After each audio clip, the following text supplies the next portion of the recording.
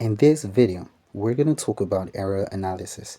Now, this video is going to be a very extensive video because we're going to go through error analysis, working calculations, and also trying to find out what is going to be the propagation of errors. Now, many things are really going to be covered under this video, so I just counsel that you pay very close attention. Now, let us begin. Now, what is an error? Now, you need to know that an error could also be called as an uncertainty. So an error is basically a deviation of measured values of physical quantities from their true or accepted values. Now, I could represent an error as a E. But let us say that we have a quantity which we wanted to measure. In this case, let us say the quantity X. And so if you wanted to find the error of the quantity X, you might want to write that as a X sub E. Now, the measured quantity, that is the quantity that you measured, with whichever instrument or tool you're actually using for that measurement. And let us say we already got a true value or the accepted value. Now, if you wanted to find the error in that quantity, that will be represented as a X sub M, and that is going to be minus X sub T. Now, in another form, you could also write it this way. So that will be X sub T minus X sub M. Now, whichever way you want to write this, these are basically correct. Now, what is an absolute error? Now, an absolute error, that is an error that has this forms represented in its absolute form. Now, what does that mean? Let us say that something like this gives a negative value. That is in a case where X sub M is less. That is less than X sub T. If you got this and you wanted to use this formula to solve it, that is basically going to give you a negative value in it. So if you wanted to find the real form or the modular form of that error, in another way, you could call it as a standard error. Absolute errors could also be called as a standard error. So if you wanted to find the positive value for that, you need to take the modulus or the absolute form of the answer. And so that is basically it. So let us place that here.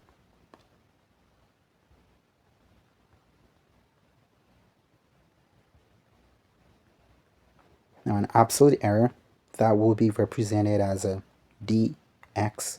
Now I'm gonna represent that also as a delta x, and that should be delta x here.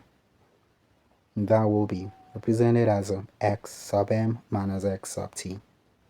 And you could also write it as a x sub t minus x sub m. These two are actually similar, they're the same. Now, just as I said, this is also called as a standard error. So that is basically what it's an absolute error is. Now, what is a relative error? Now, relative errors, I'm going to represent it this way. Could write that as a RE. Relative error, let us say in the case of this quantity x, that will be represented as a dx divided by x sub t. So as you can see, this is the ratio between the absolute error and the true value for the quantity which was being measured. Now we already know that this is represented as a xm minus xt. That will be divided by x sub t. So basically this is the representation for relative error in the basic form. Now later on we're going to talk about error propagation, and you're going to see that there will be some little discrepancies in this stuff. But for now we're just going to make do with what we got here. Now the next one is percentage error. What is percentage error? Now percentage error is the relative error multiplied by 100%. So this is basically dx divided by x sub t multiplied by 100. This is basically what it is. So in another way, we could write this as a x sub m minus x sub t. That will be divided by x sub t, and that is multiplied by 100. Now, as you get this, and you multiply by 100, this actually gives you an answer in an intuitive form, which makes it a bit more rational and more understandable, basically. So let us say that you had a meter rule or a length of a stick or a twig. Let us say this is a twig. And you were given a meter rule to find what is the longitudinal distance from this top part to this place. And let us say that you got a 14.3, let's say 37 centimeter. So this is what you got. So we're going to call this as LM. This is the length. L stands for the length, and sub M, that stands for the measured value of the length. Now, if you were given that the accepted length or the true length of this was 14, okay, so I need to rewrite that. So that was a 14 point, let us see, 42 centimeter. What is going to be the absolute error as well as the relative error and the percentage error from here? So we're going to take it one after the other. Now the first one is to find out what is going to be the absolute error. Now absolute error is represented as a DL. Now I could represent this as a delta L. And this is got to be, so I think I'm just going to take this out. Take these also out. So before we go back there, we know that the measured value for the length of the twig was given as 14.37 centimeter. And we also got the true value for the length, which is a 14.42 centimeter. Now the error is got to be, well, the absolute error rather, that is going to be LM minus L sub T. So this is going to be 14.37 minus 14.42. So this is 14.42. So let us see what that gives.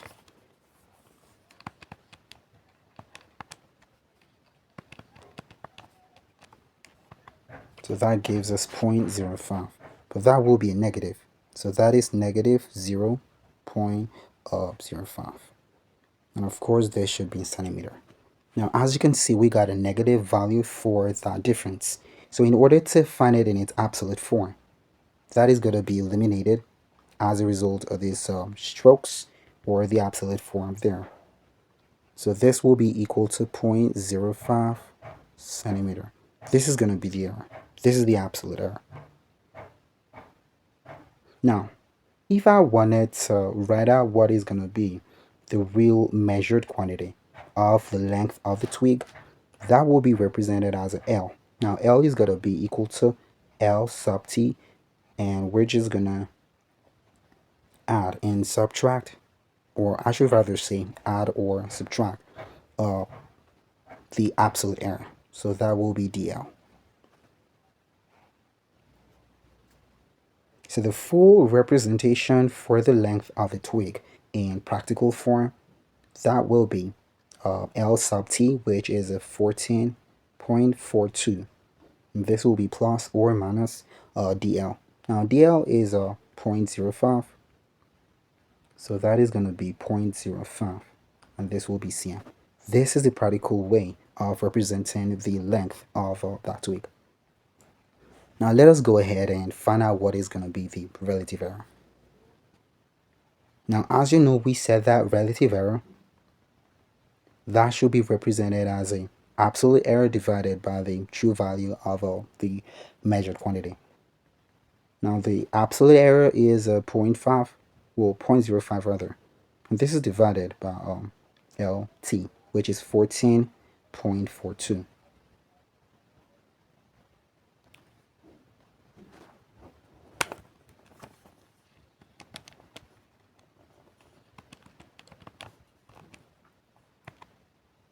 And that gives us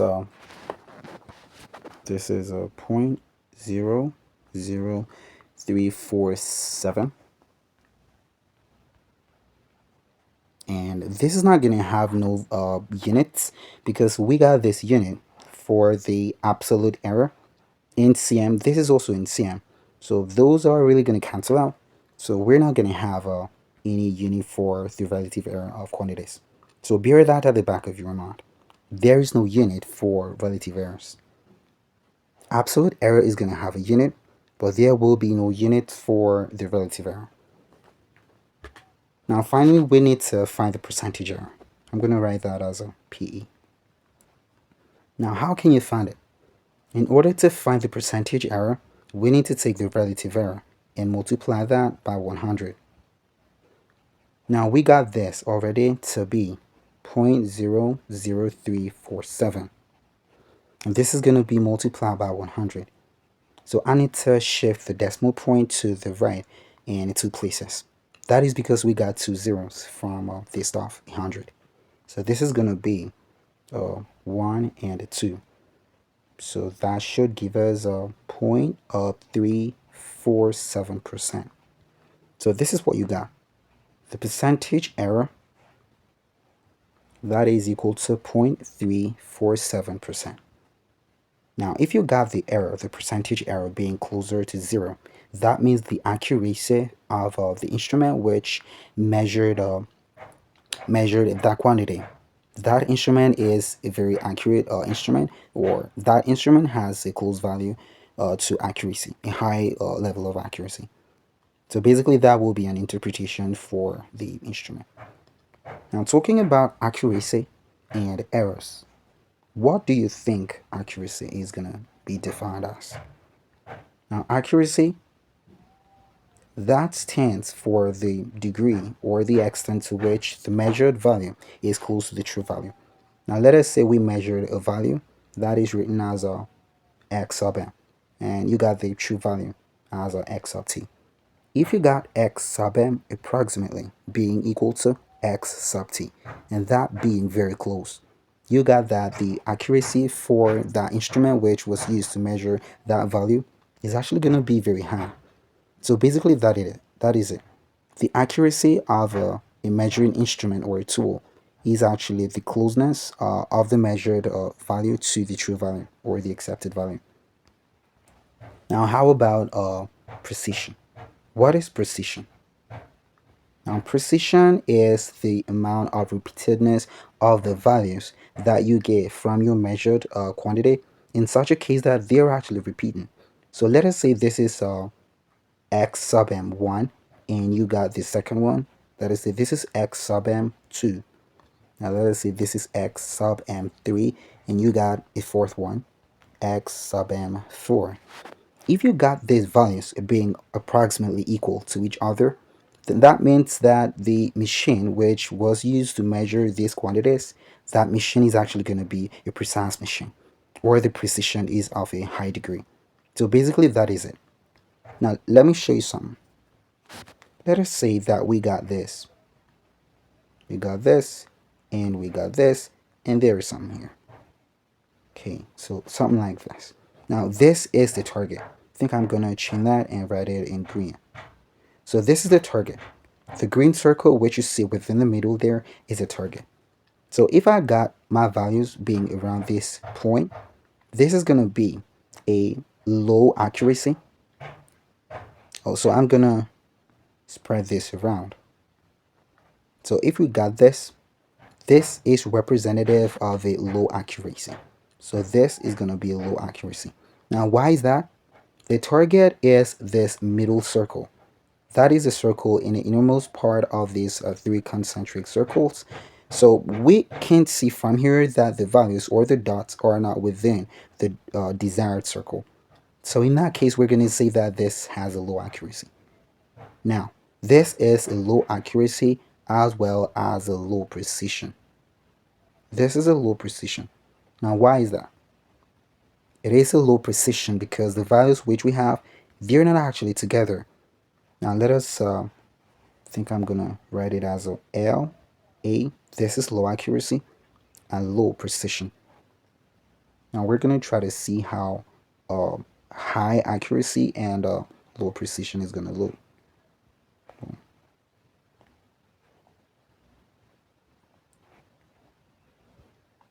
So let us say that here we got this. Now, as you can see, we do not really have the dots within the required position, which should be the accuracy. So in this case, we're going to say this has a low accuracy, but this is actually going to have a high precision, because in this case, we got the values which we're actually gotten. They're standing in the same position as much as possible. So this is actually commendable precision for the device. Now, if you got this,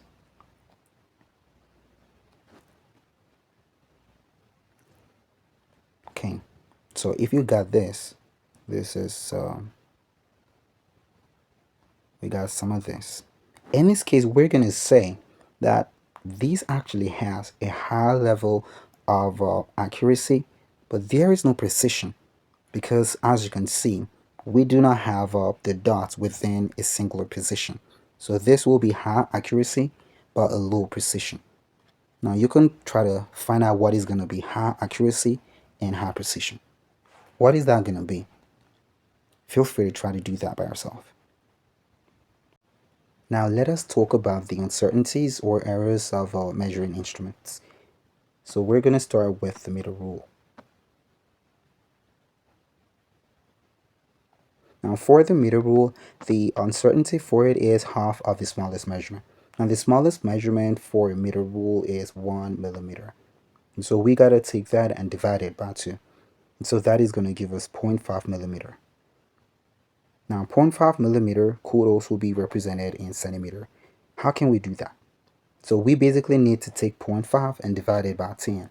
And that is going to give us 0.05 millimeter. Well, this should be centimeter in this case. So this is what you got.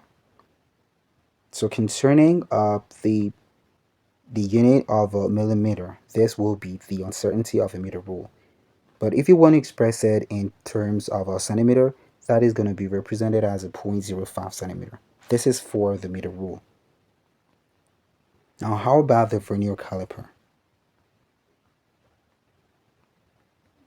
Now, for the vernier caliper, you need also to find the smallest measurement. Now, the smallest measurement, well, I'm just going to represent that as a SM. That will be the least division divided by the total number of divisions. So let us say that the least division is represented as a LD. And the total number of divisions, let us see that is a hash D. And so the least division for a vernier caliper is always a 1 millimeter. So I need to write that again. Well, I'm just going to leave it. So we got this 1 millimeter divided by 15. Now, if you got this, this is basically going to give you a 0.02 in it. Yeah. So this is going to be 0.02 millimeter. And so if you want to represent this in the terms of the centimeter, this is going to be 0.002 centimeter. Now, this is the smallest measurement. Basically, what we need to do is, I think I didn't actually say that, but you need to take that now. The error for the vernier caliper would have the smallest division divided by 2. So this is the formula for the smallest division, and from there we got 0.02 millimeter. So we need to divide this by 2. So that will give us the real form. So that is going to be equal to 0.01 millimeter, or you're going to have that as a 0.001 centimeter. So we got all these ones. These are going to be the errors for a vernier caliper. Now let us go on. How about the micrometer screw gauge? What is going to be the error or uncertainty of that instrument? Now for the micrometer screw gauge, you need to find the least count of the micrometer screw gauge. So I'm just going to write that as a least count. So this is a least count of a micrometer screw gauge, which I would actually represent as a MSG. Now the least count for a micrometer screw gauge is the pitch of the screw divided by the number of circular scale divisions. So let us say this is the pitch of the screw. I'm going to represent that there. This will be divided by the total number of circular divisions. So this is a circular division. So I'm just going to write that way. So this is what you got. So what is the pitch of a screw? Now the pitch of a screw is conventionally taken as a 0.1 millimeter.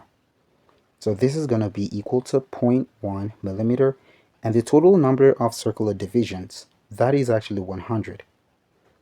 So we need to take this and divide it by 100. So that is going to give us a 0.001. And we already know this stuff is in millimeter.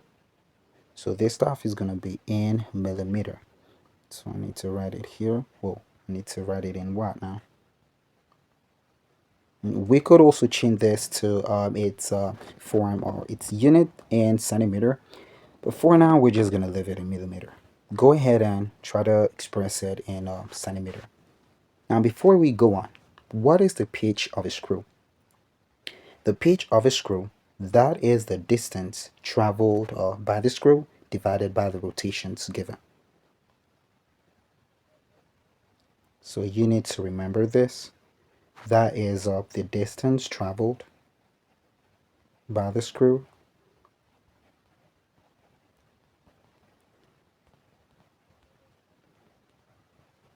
So we got this, and that will be divided by the total number of rotations that were given. So I'm going to write this, the total number of rotations that were given for that process. So bear this at the back. This is actually a very useful formula, which you would actually come to need maybe in your exams or your test, whichever way you may be asked. So remember this and this one. And from here, you can see that the error for a micrometer screw gauge, that is 0.001 millimeters. So remember these as well. Now, how about the stopwatch? What is the error or uncertainty of a stopwatch? Now, for a stopwatch, the uncertainty is going to be 0.2 seconds. How about the stop clock? For a stop clock, we're going to have 0.5 seconds. So stop clock, that actually has a different uncertainty from the stopwatch. For the stopwatch, you're going to have a 0.2. For the stop clock, that is going to be 0.5. So this is 0.5 seconds. And we also got the balance. Now, you could call it as a beam balance or the chemical balance, but generally the error for the balance is always given as a 1 gram. So that is a 1.0 gram. Now, how about the standard moving coil ammeter or voltmeter? What is going to be the error for that? Now, the error for a standard moving coil ammeter, so I think I'm going to write the full name for it. So this is a moving coil ammeter or voltmeter. So we got this, or voltmeter. The error for that is 2% of the maximum scale reading. So this is what you got. Maximum scale reading. Now 2% is the same thing as a 1 divided by 50, which is the same thing as a 0.02. So whatever you have as the maximum scale reading for the moving coil ammeter, you got to take 0.02 and have it multiplied by that. So I'm going to represent the maximum scale reading as a m sub s. So this is what you have.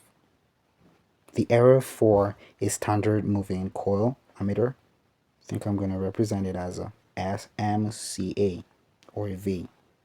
That is given as a 0.02 multiplied by the maximum scale reading for that device. Now let us talk about error propagation. Let us say that you got two quantities. Length represented as a LT, that is the true value, plus or minus the error or uncertainty of the length. You also need to write out the unit for it. And you also got the breadth for it. So this is going to be represented as a B sub T plus or minus delta B with the unit expressed. Now, if we want to work a mathematical combination of B and L, that is the breadth and the length, we would actually find that there will be the combination and the formation of a new error or uncertainty. These values have their individual uncertainties, written as a DL and a DB respectively. Now, how about if we wanted to combine these? Let us say something like L plus B. There will be some new form of the errors. So error propagation seeks to find out what is going to be the new form of the error if you got the combination of L and B. What is going to be the new uncertainty? That will be represented as a DC. Now there is various forms that these mathematical combinations could come, and in that case their associated errors would actually be different. So let us begin with the first type of error that could be formed. Now you could have this one. DC is equal to K multiplied by DA. Now what does this mean? This stands for the error of a quantity which is formed when you got just one quantity operating with any other constant. Now this stands for the constant. Now this constant must be the constant which is very small, that is negligibly small. Constants such as the gravitational constant, should write it this way, that is 8.87 multiplied by 10 to the power of a negative 11. And you got other ones, but basically stuff which is very low. Other constants are the charge of an electron, that is 1.602 multiplied by 10 to the negative 19. You also got the mass of an electron, that is 9.11 multiplied by 10 to the power of a negative 31. As you can see from here, these values are negligibly small. And so because of that, you can use this formula to find out what is going to be the error for them. Now, typically, let us say that you wanted to find out the perimeter of a circle. And the perimeter of a circle is written as a 2 pi r. R stands for the radius of the circle. Now, let us say that the radius of the circle in full form was given as a 2.3 plus or minus 0.01. And let us say the unit is a millimeter. If you are required to find out the real form or the complete perimeter for it, we know that is going to be written as a P sub T plus or minus dP. So this is what we're trying to say. You can see that as a result of the mathematical manipulation of this radius, you're going to have a new form of the error. Now, in this case, 2 pi is considerably higher than a stuff which is raised to the power of a negative 11 or negative whatever. So in this case, this is too much, and basically we're not going to use it. So basically, dP would be equal to dr because this is too high. This value is greater than the constant, the gravitational constant. It's also higher than the mass of an electron. So because of that, you're not gonna have this as the K from this value. But you could have other ones. So in this case, we're not really dealing with that, so we're just gonna leave that out. So hopefully you understand the point. Now here we're gonna have the perimeter, which is equal to 2 pi r. So that will be 2 pi multiplied by r, which is 2.3. This is going to be 4.6 pi. Now 4.6 pi, that is equal to 14.45. So this should be millimeter.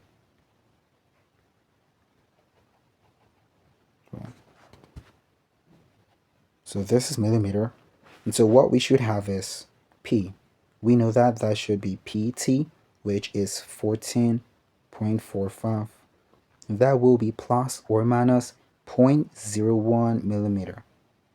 As you can see from here, we're not actually using the constant because this is way greater than the gravitational constant or values which are negligible. This is not going to give us some negligible. The value is going to be very high. So we're not going to use this constant. But where you have constants being as much as 10 to the power of, let's say, something like a negative 10, this is actually some real form. So you could well use them in order to find out what is going to be the true error or absolute error for the manipulated or calculated value. So hopefully you understand the point. Now let us go on to the second. If we wanted to add, which is going to be the second, let us say that we had two stuff, A plus B. Now let us say the value of that is going to be C. Now in order to find what is going to be C from the error propagation, we need to take the square root. Now before we do that, I think I'm going to rewrite it. Delta C squared. That should be equal to delta A squared plus delta B squared. If we wanted to find A minus B, and that, let us say, was equal to D,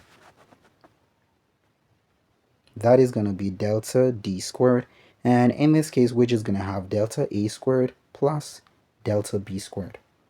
So as you can see, even if we're going to work the subtraction or the difference between two physical quantities, their errors basically need to be added. You're never going to subtract one error from the other because you got the difference between two quantities from the original forms. So you need to bear these other back. And so from here, we can see that delta C, which is the absolute error, will be equal to, so that is going to be equal to square root of delta A squared plus delta B squared. This is what you're going to have. So let us take an example. Let us say that you were given A as 2.43, and this is plus or minus 0.02. And here you got centimeter. And B was given as a 1.21 plus or minus 0.01, and this is centimeter. So if we wanted to find out what is going to be AC, first we need to add the real forms. That is the true values of them. So that is going to be 2.43 plus 1.21. Now that is going to give us 3.64. Next up, we need to find the absolute error for that answer. Now in order to do that, delta C, that will be equal to the square root of delta A squared plus delta B squared. So this will be the square root of a 0.02 squared plus a 0.01 squared.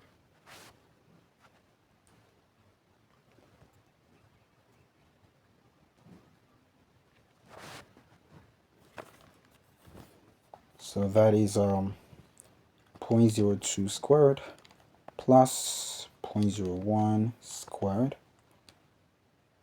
So that gives us 0.022. So delta C, that is going to be equal to 0.022. And of course, this is going to be in cm. Now C, which we said is equal to A plus a B, that was found to be 3.64 centimeter. Now in order to find out the real or the total form of it, we know that C, this is equal to A plus a B. So that is going to be equal to 3.64 plus or minus 0.022. This will be in centimeter. So that is going to be the value for the answer of something like this. Now what if we wanted to subtract it? How would you do it? Now subtraction, let us say A minus a B is represented as a D. Now in this case, we need to take A and subtract 1.21 away from it.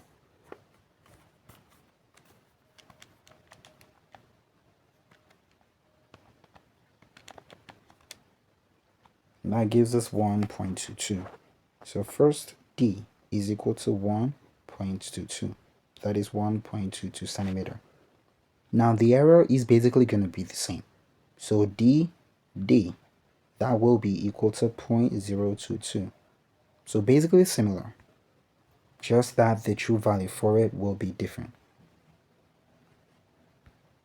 So in this case, a minus a b, that is going to be equal to 1.22 plus or minus 0.022.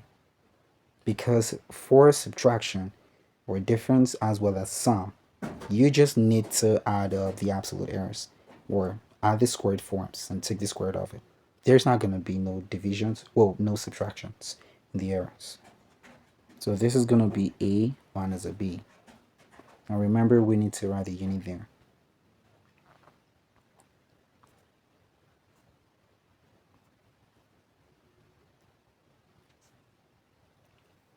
Now what if we wanted to find products? So this is going to be the third form of the error propagation. Let us say that we got a and we got b. If we got AB, this is obviously the product of A and B. So the errors of it, that will be DAB, and that will be divided by AB. This stands for the relative error, as we worked it in the previous part of this video. Feel free to rewind the video and try to catch that. Now that will be equal to the square root of the relative error squared of A plus the relative error squared of a B. So this is going to be dA divided by A. This will be squared, and here we're going to have a dB divided by a B, and this is also going to be squared. And so later on, if you wanted to find the real absolute error for AB, that is going to be equal to AB. And this is going to be multiplied by this stuff. So that is going to be delta A divided by A all squared.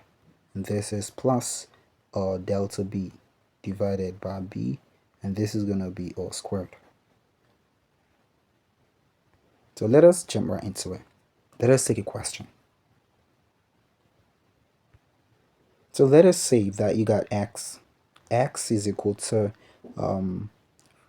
4. Instead of doing that, I'm going to use a word problem. Let us say that the dimensions for a rectangle are length equal to 2.45 plus or minus 0.3 centimeter. You got the breadth of it, that is 4.36 plus or minus 0.01 centimeter. And from here, let us say that you were required to find out what is going to be the area of the rectangle. Now you got to know that the area of a rectangle, that is given as a L multiplied by B. From here, you can see that this is a product. The product between the length and the breadth. And so the unit must be centimeters squared, because we're going to have a centimeter multiplied by centimeter. So that gives us a centimeter squared. So let's do it. Now let us say that the area is represented as A. That is L multiplied by B. So the representation for that will be A. And we're going to have a sub t, the value that will be obtained, as we'll take the real part of the length and the breadth and have them multiplied. That will be plus or minus delta A. And here we're going to have stuff in centimeters squared. Now A sub t, that is going to be L sub t multiplied by B sub t. And so that will be 2.45. And here we got to have that multiplied by 4.36.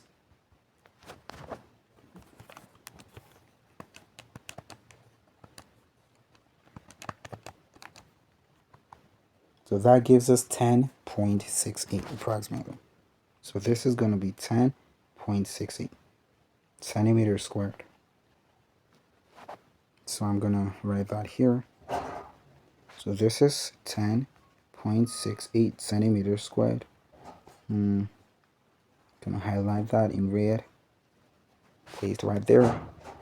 Now next up, we need to find out what is going to be delta E.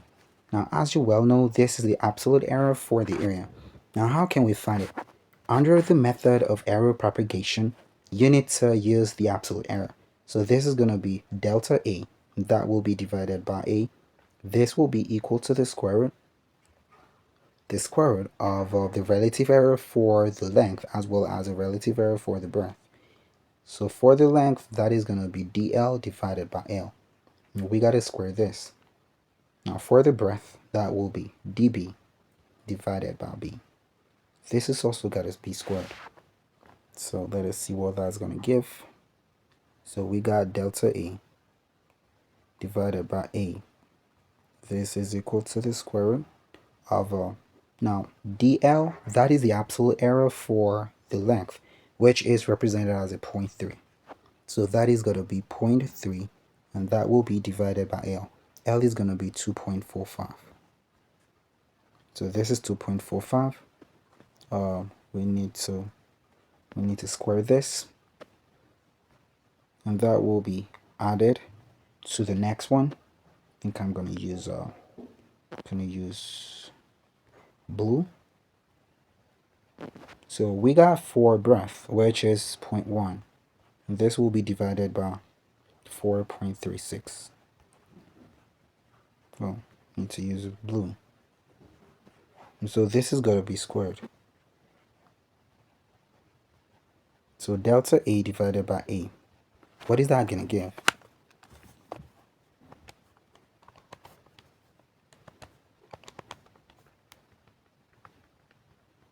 So first we got 0.3 divided by 2.45. We got to add the squared to 0.1 divided by 4.36. So this typically gives us 0.12, well, approximately. So that is going to be 0.12. That should have been 0.1245, but we're just going to leave it this way. So I need to rewrite this. So this is what you got. Now, relative error, as I said before, now they do not really have units, but this is not what we want to find. If you were asked to find out the relative error, we're basically going to stop here. This is the representation for the relative error. Where you got the absolute error divided by the true value, that is going to be the relative error. So that should be 0.12. Now, that is not what they are asking for us to find. We need to find the area. Now, to find the area, you need to find the area in its true form, represented as A sub t, as well as dA. dA stands for the absolute error. So in order to get the absolute error, we need to take the A and have it multiply with a 0.12. Now, we had already gotten what A sub t, or the real form of A, was.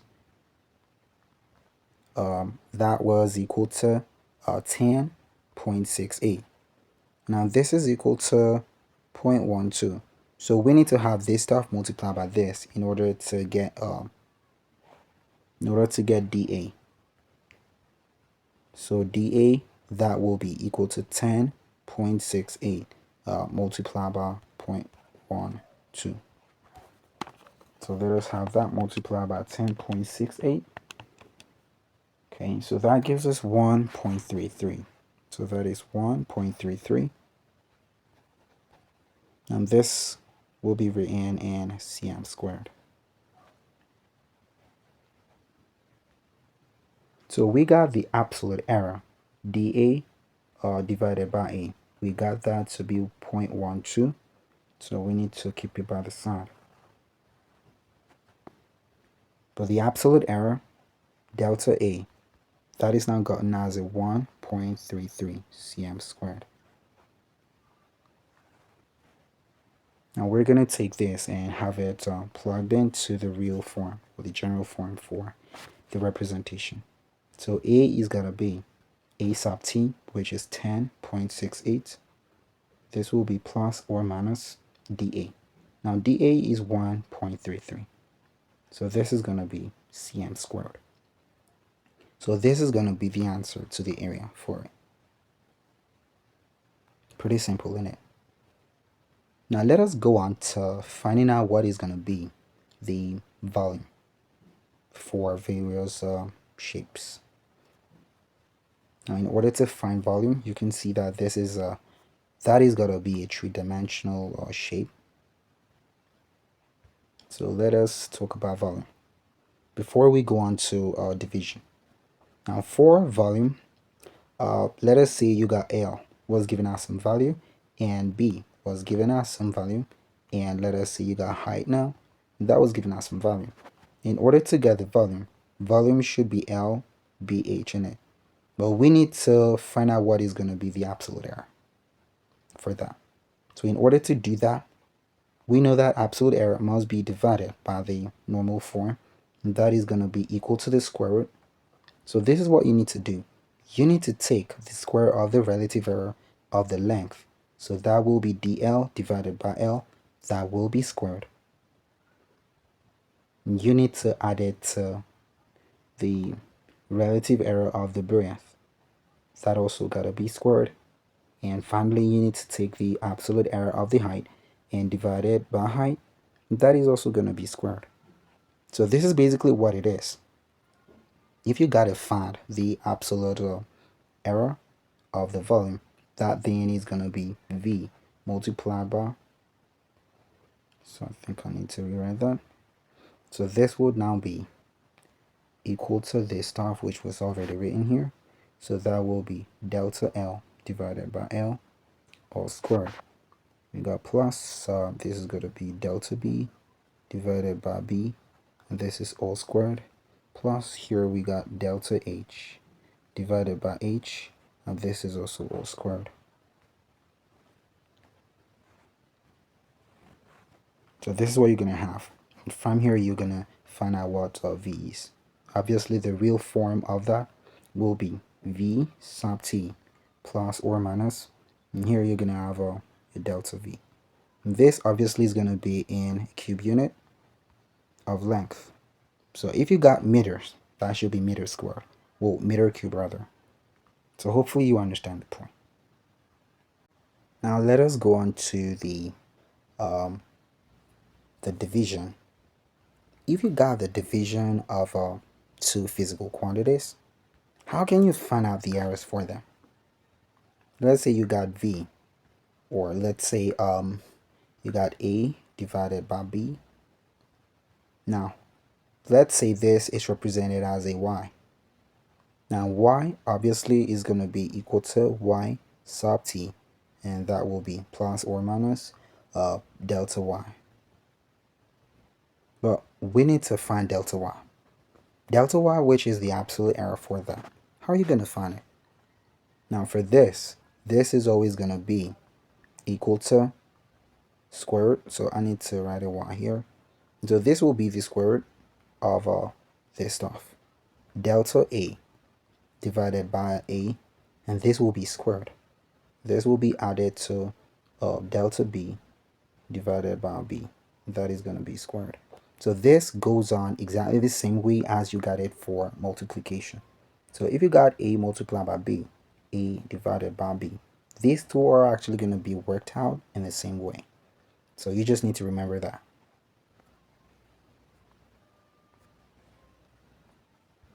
Now the last one is for powers. If you got A, well let us say Z rather, is equal to A raised to the power of n, and you wanted to find out what is going to be the absolute error for the quantity Z. So that is going to be dz, and that will be, this is going to be divided by Z. And so this is going to be equal to n, the absolute value for n, and that will be multiplied by dA divided by A. As you can see from here, we do not really got A squared of whatever, neither the square root of whatever. So just remember that one. Now, let us say that you got this. Let's say you got Y. Y is equal to the square root of a B. What is going to be the absolute error for this form? So that is going to be dy and dy divided by y. That will be equal to 1 over 2 multiplied by db divided by b. Why is that? Because we know that this stuff is the same thing as b raised to the power of a half. So in this case, the power n of the quantity b. That would obviously be taken to the front as we had it from this formula. So this formula defines how we treat powers in whichever form that they appear. Now we're going to take some questions under this one. Let us say that you were given the area. In this case, let us see, you are given the radius rather than the area. The radius was given as a 2.46, and that is plus or minus 0.03. Okay, and this is in centimeter for a sphere, and you are asked to find the surface area. Now let us say that the surface area for a sphere is represented as a 4 pi r raised to the power of 2. Let us say this is what it is. As a matter of fact, this is what it is. The surface area of a sphere is equal to 4 pi r squared. Now, as you can see, this stuff is a constant that is considerably consequential, and we cannot actually use this because this is obviously greater than any stuff which is multiplied by 10 to the negative, let us say, beginning from 10. So we're not going to use this when we come to calculate the propagated error. So first, we need to find the surface area. So this is going to be 4 pi multiplied by r. R was given to us in its true form as a 2.46, and this is going to be squared. So that is going to be 4 multiplied by pi multiplied by 2.46 squared. So this gives us 76.05 approximately.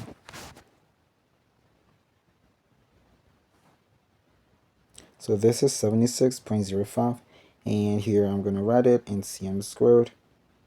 And so in order to find out what is going to be the error for the surface area, we need to work this.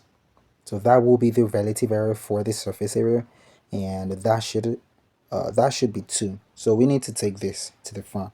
So this is going to be 2 multiplied by dr divided by r. Notice that we did not use 4 pi. That is because 4 pi is a big number. So this will be 2 multiplied by 0.03 divided by 2.46. Okay. This is a 2. So this is 0.03, and this will be divided by 2.46. So that gives us 0.024. That is what you got for the relative error of the surface area. Now, what is the absolute error for the surface area? That will be represented as a ds sub a, and that is going to be equal to s multiplied by 0.024 in it. Now, s was found to be 76.05. So this is 0.024. So let us see what that is going to give.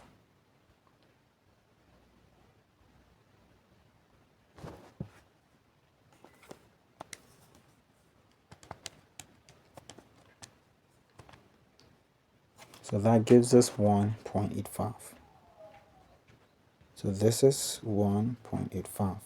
And here this is going to be centimeter squared. So in order to rewrite this, we know that the surface area is going to be equal to the surface area, which is gotten as 76.05, and that is going to be plus or minus 1.85. This will be centimeter squared. So this is going to be the answer to it.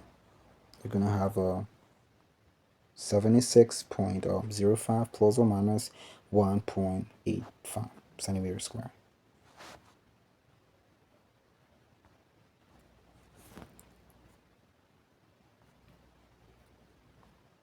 Now let us try this one.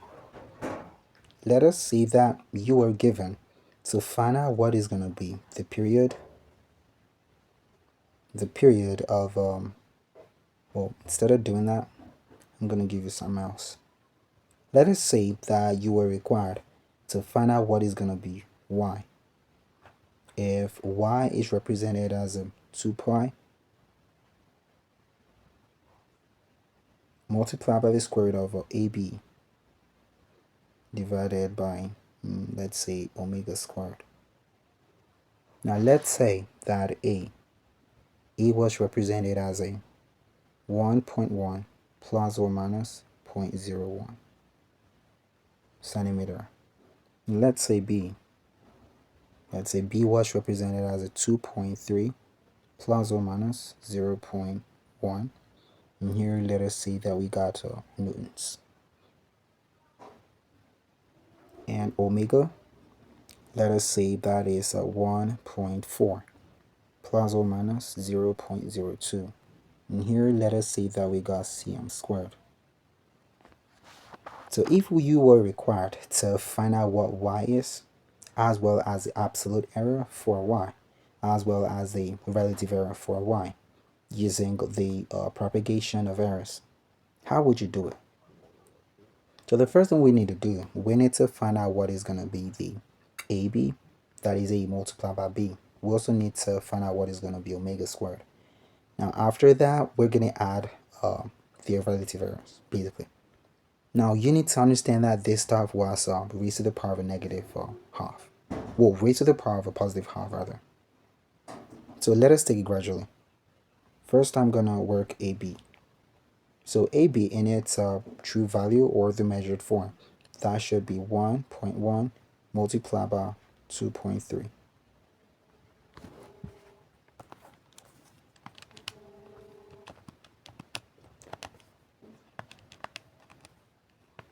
So that gives us 2.53. And so we got this. This is centimeter. And this is newtons. So this should be newton centimeter. Now, we need to find out what omega squared is going to be. So this will be 1.4. So we got this. Now, this should be squared in it. So I could multiply by itself, or just basically square it. So that is 1.4 squared. And that gives us 1.96. So we got 1.96. Now, omega is equal to centimeter squared in units. So omega squared, that should be centimeter to the fourth in it. So this is going to be cm to the power of 4. Next up, we need to find what is AB divided by omega squared. So this will be 2.53. This is divided by 1.96. This is Newton per centimeter, and this is centimeter to the fourth. So from here, we can see that cm, that would cancel some stuff away from here, and that will leave us with centimeter to the third power. So let us find what 2.53 divided by 1.96 is going to give. 2.53 divided by 1.96. So that gives us 1.29.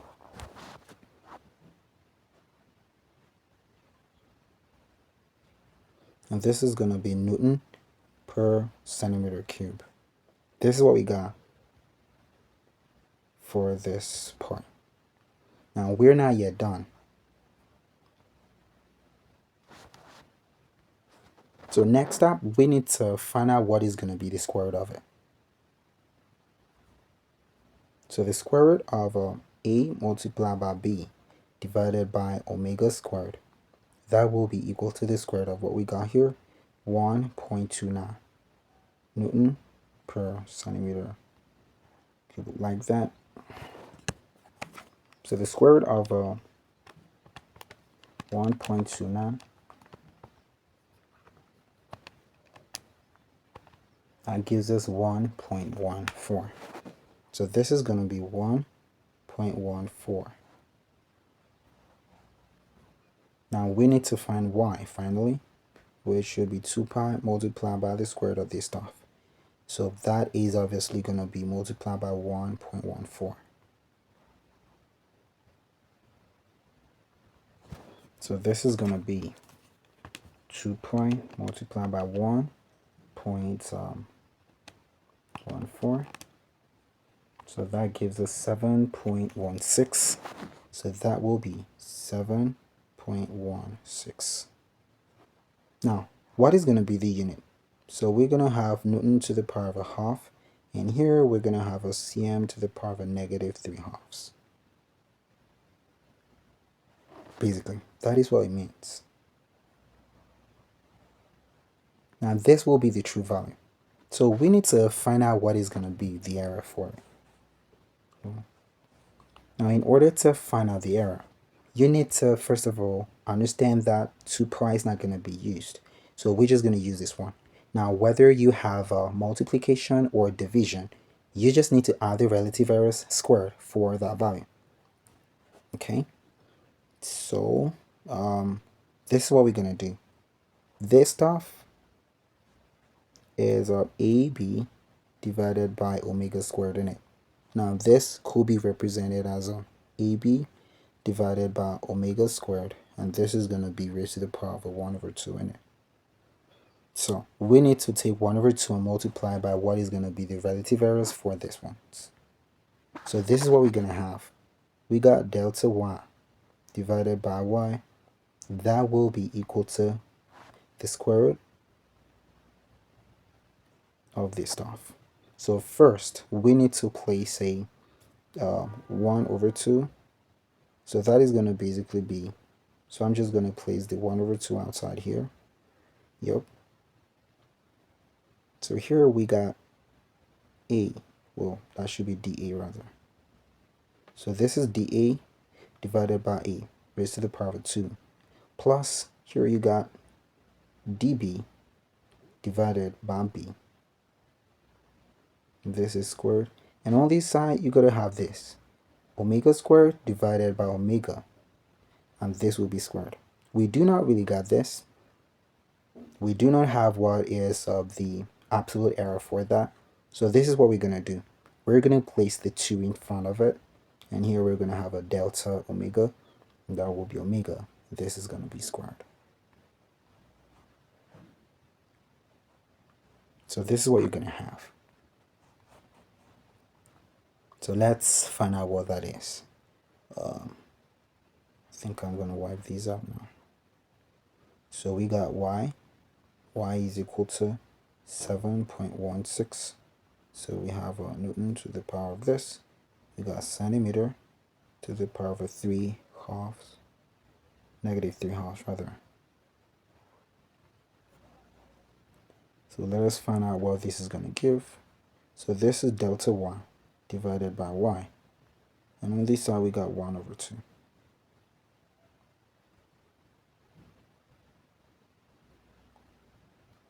So first here we got delta A. Now delta A is going to be 0.01. This will be divided by 1.1. This is squared. Plus, here we got delta B, which is 0.1 divided by 2.3. This is going to be squared. Plus, here we got a 2. That will be delta W, which is a 0.02. This is divided by 1.4 squared.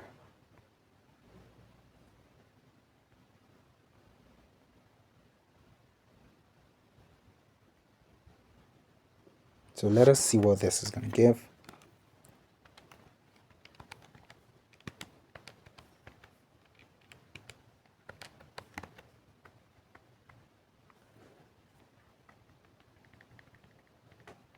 So this is a 0.01 divided by 1.1. And next we got 0.1 divided by 2.3. So this is a mistake. Yep. Next up we got 2 multiplied by 0.02 divided by 1.4. This is going to be squared also. So that gives us 0.049.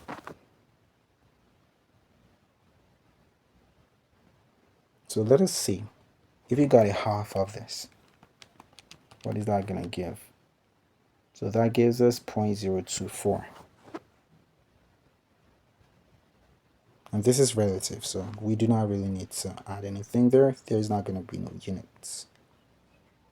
Now let us get the real form. That is the absolute value. So that is delta y, and that will be y multiplied by 0.024. So delta y, that will be equal to y, which we know that is 7.16. This will be multiplied by 0.024. So what is that going to give? That is 0.17.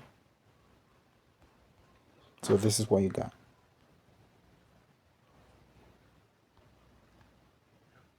So here now we can see that y, which of course should be equal to y. I'm going to write that as a sub t plus or minus delta y. Here we know this should be the formula, or the unit rather. So y is therefore going to be equal to y sub t, which is 7.16, plus or minus delta y, which is 0.17. This will be multiplied by Newton to the power of a half, and this is going to be centimeters to the power of 4, negative 3 halves.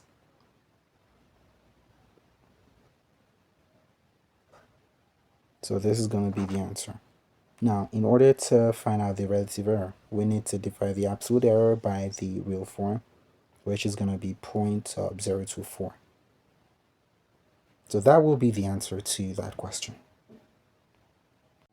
Now let us talk about error calculation in graphs. Let us say that you got a graph which was plotted in this way. So this is what you got. Let us say that this is a y, and here we got a x. And let's say this is the line of the best fit. So let's say this is the slope. This is the slope. And the slope, well, I could represent it as a s. Now that will be y2 minus y1. This is divided by x2 minus x1 in it. Now this point is going to stand for the intercept. So we need to remember this. This stands for the intercept. Intercept C.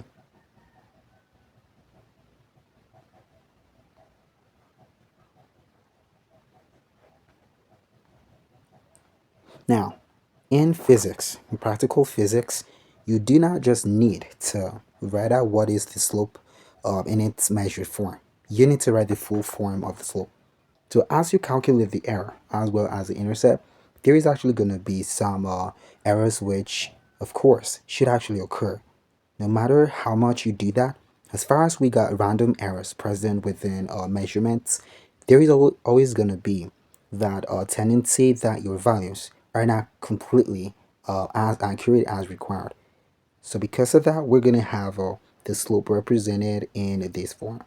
So that will be the measured value or the true value, whichever way you want to call it. That is pretty much the same. So that is a plus or minus. And here we're going to have a ds. This stands for the error in the slope. And then you could also represent the intercept. That is the c. Now for the intercept, that will be c sub t, which stands for the normal form of the intercept. And that would obviously be plus or minus dc in it.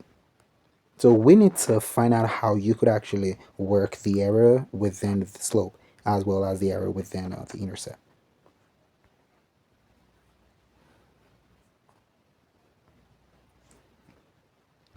So let us say that we got this. I think I'm gonna place it this way. But I really hope my diagram is gonna be as beautiful as possible. If it is not, I just hope you could bear with it. So this is what we got. Yeah. Now let us say that we got our slope, the line of the best fit. So let us say this is the line of the best fit. And here we got a y. Whatever quantity was plotted on the y-axis, let it be whatever it is. And on this side, we're going to have a x. And this is the line of the best fit. So how can we calculate what the slope is and what the intercept is? Now, the intercept for major graphs would always be the place or the point at which the line of the best fit actually crosses or intersects with the vertical axis. So in this case, that is going to be something like this. So we got this. So I would just trace it on like this. Okay, I'm going to redraw that. So let us say that is what it is. So I'm going to ring that out. Now, I'm going to do some now. So let us say at this point, we got, let us say this is 2. And here we got 4. These are the plots. So this is, I think I'm going to redraw this now. So we got this. Okay, so let us say this is 2. Well, this is a 2. Let us say this is a 4. And basically, as you go on, so that is what we got. This will be a minus. This is a minus. And this is a 0, basically. And here, let us say this is a 2. So this is going to be a 2. And let's say here is a 4. Let's say here is a 6. Let's say here is a 8. Now, obviously, my diagram is not completely to scale, or perfect, rather. So I just hope you would bear with me on that. So these are the plots we got here. So we got this, and we got this. And let us say that on this side we got this. So let us say this is 1. I'm going to represent this as a 1. Let us say this is a 2. Let's say this is a 3. So let us have these as a 4. So I'm just going to stop here. Now, if you want to find out what is going to be the error in the slope, let us begin with the slope. So for the slope, you got to do 2 things. First, you got to draw 2 other lines beside of this line of the best fit. So the first one is going to start from this side. Well, I'm just going to maybe take it from here. So I'm going to draw it in red. So we got this. So this is what you got. Now another one will be gonna draw it here. So let us say you got this. Well, this is not so good. Gonna take it a little bit upper now. Okay, so this is obviously better. So let us say we got this. So these are 2 other arbitrary lines of best fit which you actually drew along with the major one. So the first thing you want to do for the slope, you want to find out what is the real slope. Now the real slope is actually the slope or the gradient which is gotten as a result of this white thick line in it. So we need to find that out. So what I'm going to do is I will just trace this for 8. I just want to have a best value for the slope. So let us say we got 8 and 4. So I'm going to trace it. So we're going to have this and this. So this is what you got. So on the y-axis, I know that y2 is equal to 8 units and y1 that is equal to 4 units. So I got that already. So I think I'm gonna take these ones out now. These ones are going out. So we gotta redraw this. Okay. Now, let us find out what is gonna be the value on the x-axis. So I need to trace this downward in it. And here I'm gonna trace these also. So as you can see, between each plot is actually 1 unit. Now let us say that this stuff is let us say this is 10 boxes between the point 2 to the point 3. And so if you got that, there should be 1 unit, because from 2 to 3, that is 1 unit. And so we're going to have that divided by 10 boxes. So that should be 0.1 unit per box in it. So let us say this is the first box, this is the second box. Well, my writing may not be as perfect as required, but this is just arbitrary, okay? So in this case, we're going to say this is a 2.2.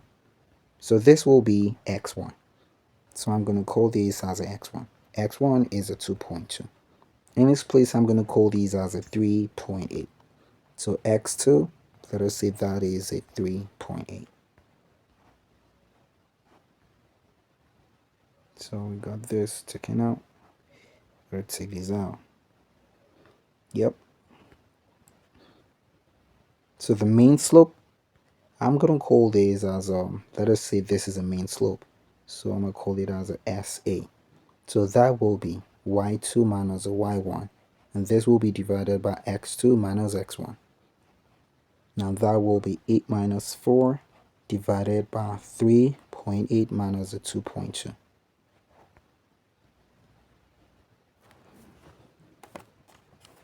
So that is going to be 8 divided by 3.8 minus a 2.2. So that gives us 2.5. Therefore, S sub A,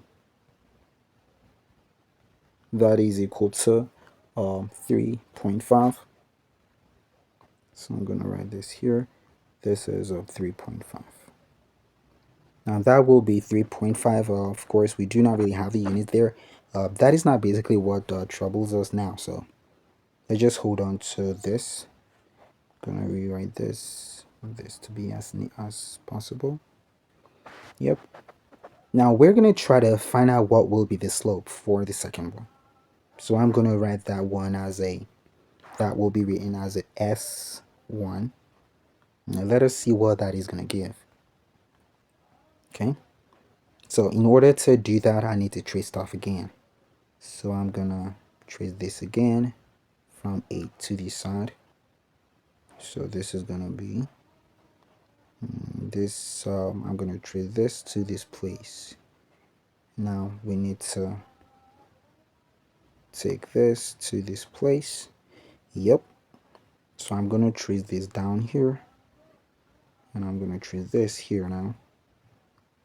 So from here we can say that y2 as usual, that is a 8. Y1, that is a 4. In here now we're gonna use x1 as a, so this stuff I'm basically gonna call it as a 1.8, and here we're gonna call it as a 2.7. I just want stuff to be a little bit different, so I would say here we got x2 to be a 2 point, let us say 2.6. Let us say that is what you had, because obviously in order to find out the different slopes, you basically need the values for x2 and x1. Those must be different from the ones which you got, which helped you to get the first slope. So that is why. So s1 is going to be equal to y2 minus y1, and this will be minus x2 minus x1. So of course here we're going to have a 4. So that will be 4 divided by 2.6 minus 1.8. So in this case we got a 5. So x1 is equal to 5. So I need to place that there. Now we're going to try to find out what is S2 rather. Now notice that this stuff is the steepest line of best fit.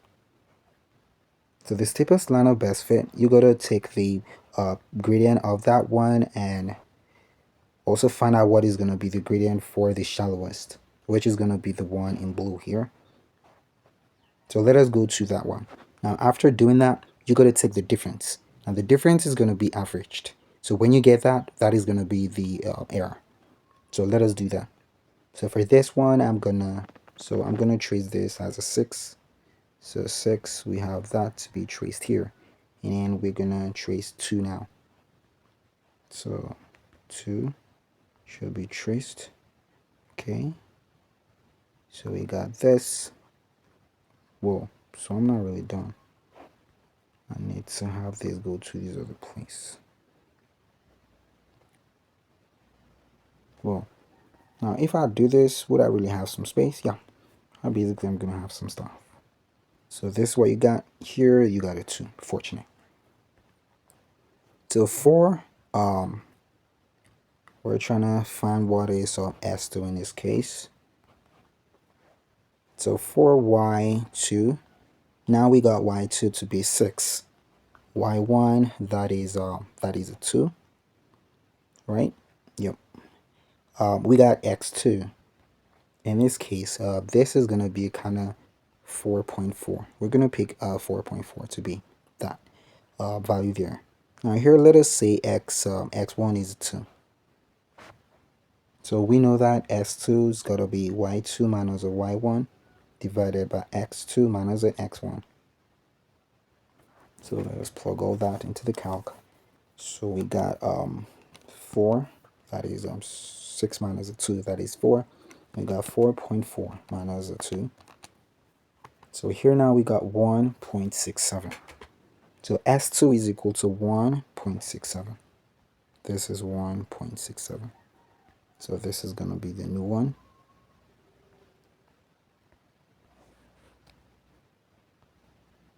So I need to take these out. Take these ones out. Okay. I'll take this and this and this. So this. Okay. Now the next thing you need to do, you need to find out what is going to be the deviation of these two slopes from the original one. So the first one is going to be SA minus the S1. So that gives us, well, this should rather be S1 minus a SA. So this is going to be 5 minus 3.5. So that will give us 1.5. Next up, we got S2. S2 minus SA. Now that is 1.67 minus a 3.35. Now this is going to give us some negative value. That will be 1.67 minus a 3.35. Well, 3.5 rather. So I should have changed this. I think I'm going to write this here.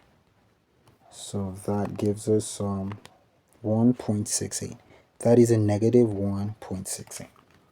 So this is what you're going to have for the deviation or the differences. Now, what do you need to do away from here? Now, the next thing you need to do is you need to find out what is going to be the average of the absolute form. Well, the average of the absolute form of these. Okay, so that is going to be the error. I need to write it as a ds. So ds in this case, that is going to be the average. Well, so this is a S2 minus SA plus you got S2 minus SA. And this must be all divided by 2. That is because we just got two values.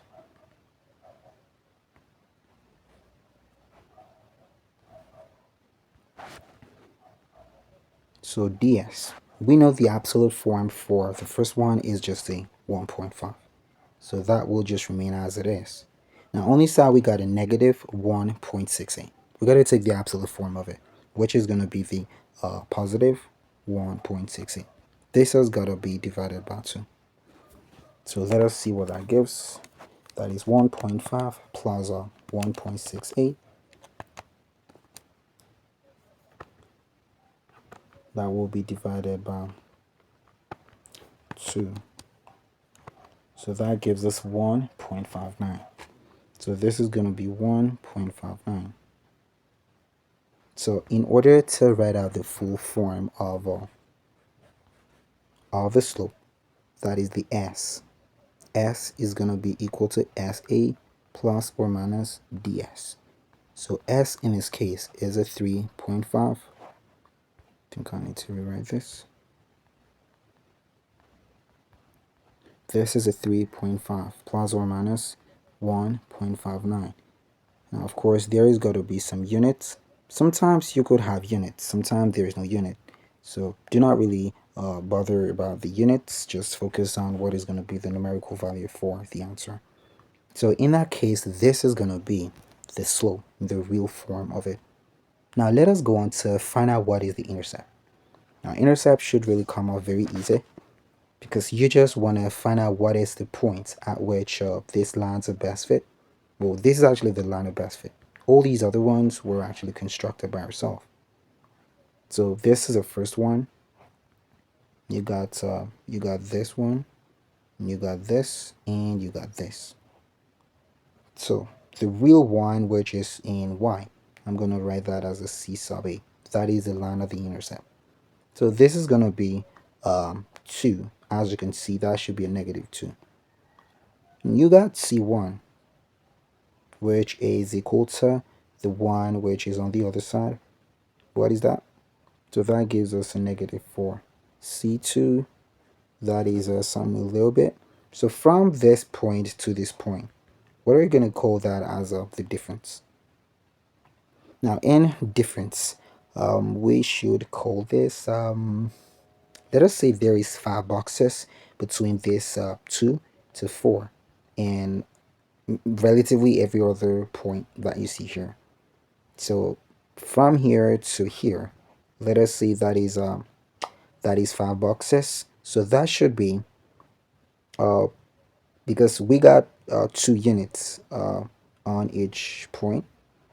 So this should be 2 divided by 5. So that is going to be 0.2. So 0.2 units basically.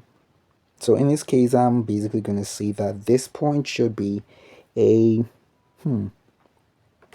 that should be minus 0.4. I think I'm going to use that one. Minus 0.4. So let us say that is what it is. Now, as usual, you're going to take this and have it subtract this. And secondly, take it again and have this subtracted. So first, we're going to have C1. C1 minus CA. So that is a negative 4 minus a minus 2. And this is positive 2. This is going to give us plus in it. So I should take this out. This is a minus 4 plus a 2, which should give us a minus 2. Next up, we got to work C2 minus CA. So that is minus 0.4 minus 2 in it. So this is going to give us positive 2 minus 0.4. Now positive 2 minus 0.4, that will give us a 1.6. Now as usual, we got to take the average of the deviation. So that is going to be negative 2 plus 1.6, and that will be divided by 2. We got to take the absolute forms, so remember that.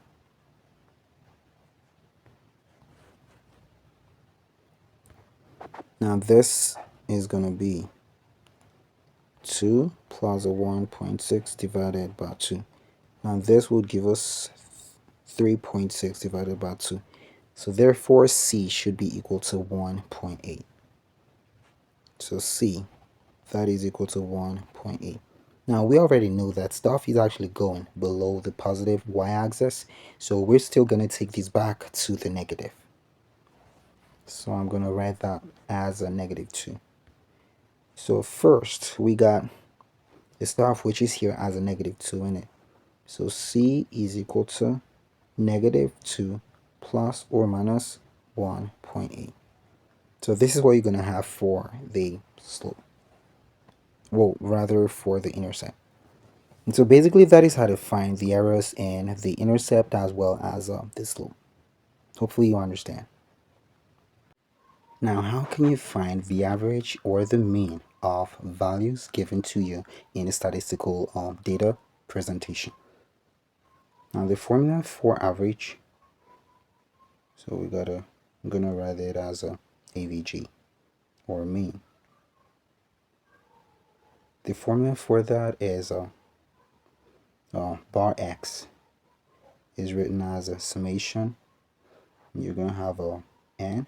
Here you're gonna have a I is equal to 1, and that is equal to XI divided by N. So I need to rewrite that. Now, where I is equal to 1 and 2 and 3 until you reach the value of N. So let us see that you were given x1, you are given x2. That is the second value and the third. And let us say a fourth. So the mean or the average, that will be equal to x1 plus x2 plus x3 plus x4. That will be divided by n. Now n in this case is the number of the values that were given. In this case we got 4, so that will be divided by 4.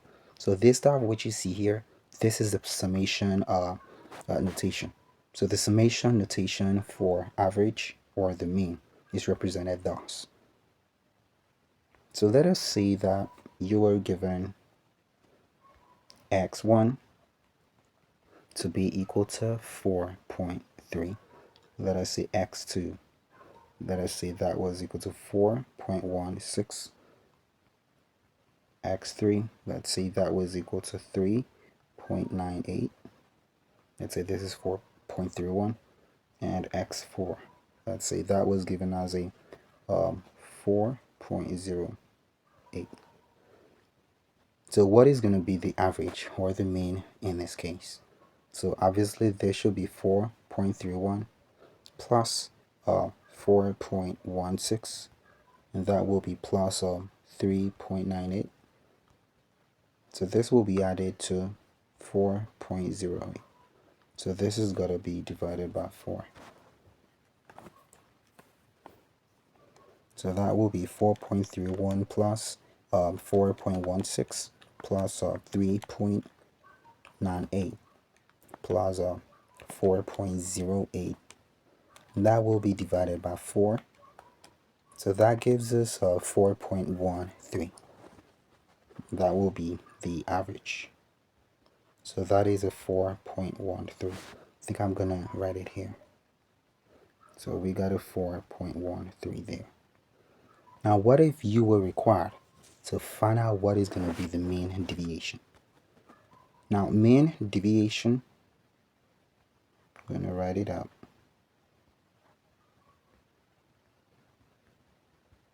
Mean deviation, that will be written as a, I'm going to write it as a MD. That will be the summation. That is the summation of xi minus x bar. And that will be divided by n. This is the formula for mean deviation. Now here we know there should be n. Well, this is n, and you got I is equal to 1. So as usual, I could begin from 1 to whichever value of n. So let us say we were required to find the mean deviation from these data given to us. So in that case, we got to find the first mean deviation. So first, that is going to be x1 minus x bar. So that will be this stuff, 4.31 minus 4.13. So what is that going to give?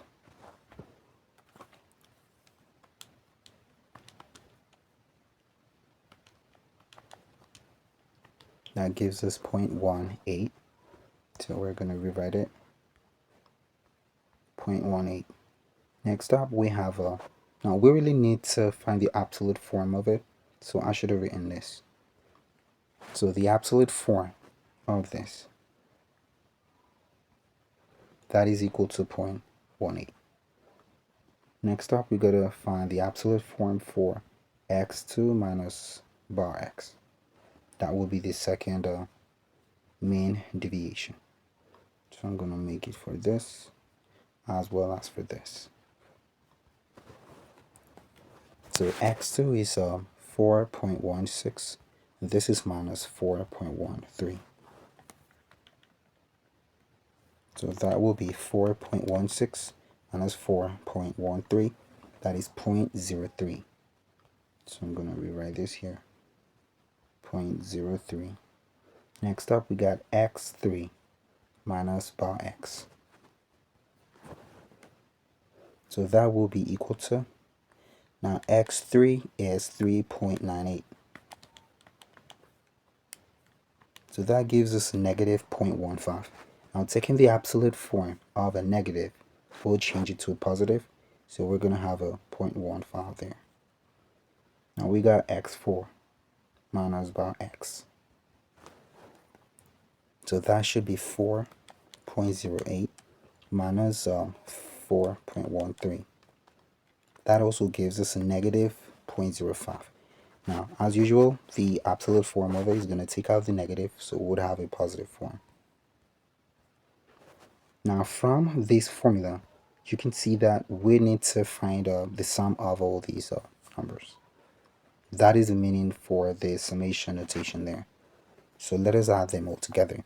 So that will be 0.18 plus 0.1, well, 0.03 rather,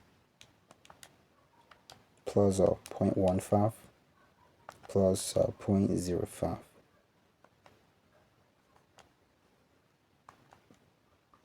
So that gives us 0.41.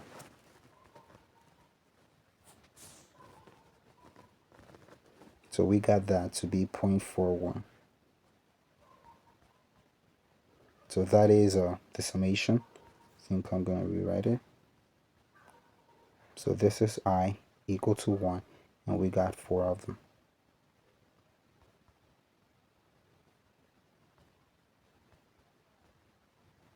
That is equal to 0.41. Now we got to divide it by n. Now n is equal to 4. So we got to take this and have it divided by 4. So that will be 0.41 divided by 4.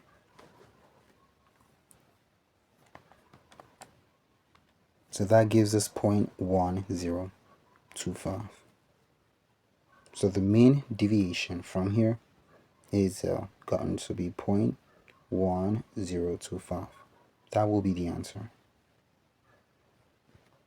Now, what is going to be the standard deviation? How would you find it?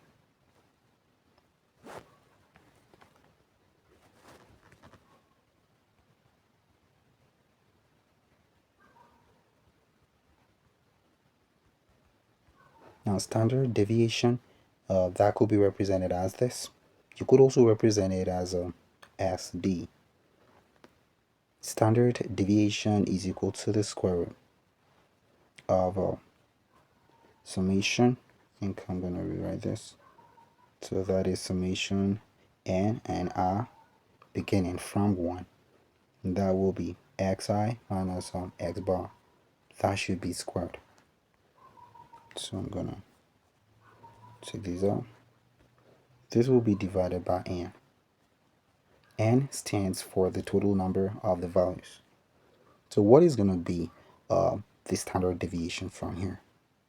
So we gotta do some real stuff here, because from the original stuff we did not really find the square of it. So let us try to work that. So I'm just gonna use some new values because unfortunately I do not remember the other values. So let us say we got new forms of it. Remember, this is xi. So let us say that you have x1 is equal to 3.14, and you got x2 that is equal to 4.13. Now instead of doing this, I'm just going to go back and find out what were the other values in order to save time. What is the general formula of the absolute error of a quantity that is a multivariate function? How can you write it? Now first, let us see that the multivariate function is z.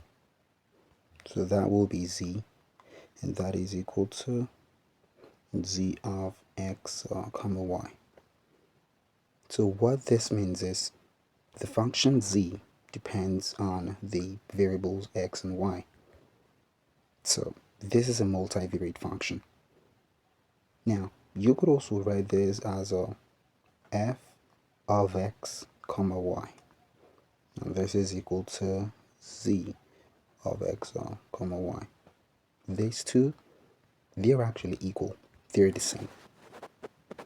Now what is going to be the absolute error for a quantity that happens to be a multivariate function? So first, in order to do that, you need to be able to find out what will be the natural derivative or the total derivative of the function z. So how can you find it?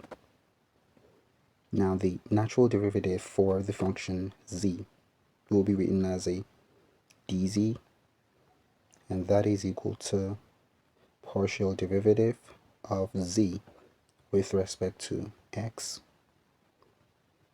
and that will be multiplied by the natural derivative of x. And we're going to add this to the partial derivative of the function z with respect to y, multiplied by the natural derivative of the function y. This is the formula for the natural derivative of the function y. Now you really need to know this because this is the way that we would use to find the absolute error for it. Now let us take something. If you have a y is equal to x to the power of n, you are required to find the derivative of the function y. How would it be? How are you going to do it? Now this comes from the power rule of differentiation. And so basically what you need to do is dy dx, which is the derivative of y. That will be equal to n. This is going to be x raised to the power of n minus 1. So I think I need to move this a little bit toward this side. So this is going to be dy dx. This is going to be equal to n x to the power of n minus 1.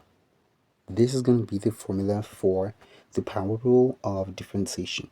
This is basically the ground principle that is used in working differentiation for any function that you want to differentiate. So let us use this to try to work something.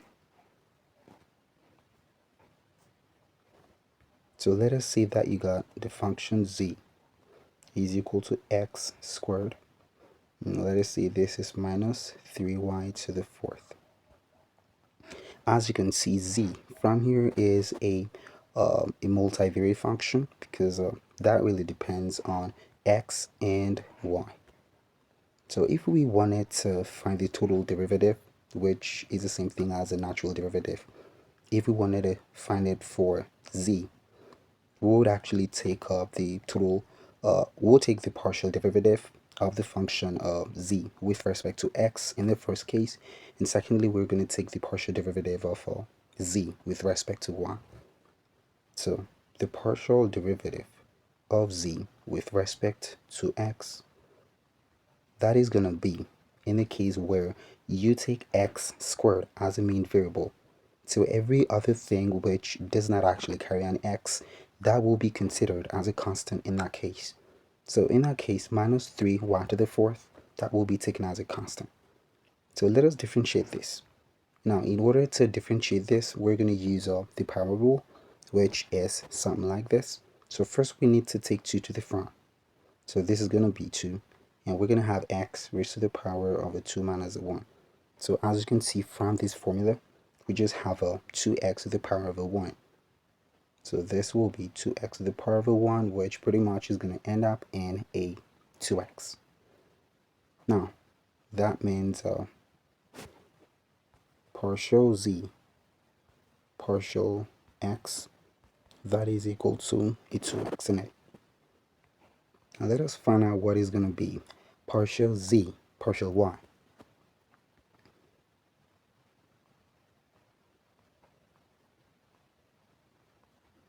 So in this case, we're going to take this stuff as a main variable. Now this is going to be considered as a constant. The derivative of a constant is equal to 0. Now from the previous case, we had x squared as a variable, and this was taken as a constant. So as we differentiated x squared, we found 2x. But the derivative of this with respect to x is basically going to be 0 on partial terms. So in this case, we're going to see that the derivative of x squared with respect to y partially, that is going to be a 0. So here we're going to have a 0 first, and then finding this is a minus 3, so I'm going to place that outside. And we're going to work the derivative of y to the fourth. So as usual, we need to take 4 to the front and have a 4 minus 1 on the power side.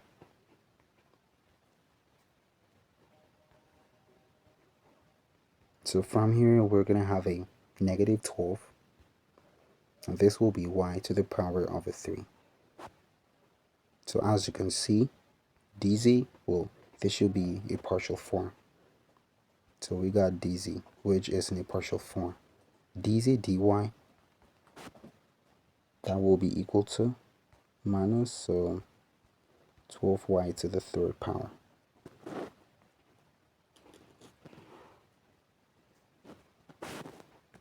Now, as you can see, we already got the real terms that we need.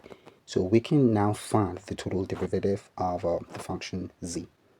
Now the total derivative will be written as a dz. Now partial z, partial x has been found to be 2x. So I'm going to write that there. That will be multiplied by dx. Now partial z, partial y, that is negative 12y to the third. So I'm going to write that there. And this will be multiplied by dy. This is going to be the form of the natural derivative or the total derivative for the multivariate function z. Now we really need this as we go on because we're going to use it to find the absolute errors. This stuff is called as a exact differential. Now if we turned dz, that is a natural form of the derivative of z, if we turned it to a 0, this would have been called as a exact equation. But in this case, we're just going to call it a exact differential. So just hold these at the back. Now in the absolute error form, we're going to have the natural derivative of the functions represented as a absolute error. So this is going to be dz. Now that will be equal to the square root, to reword this.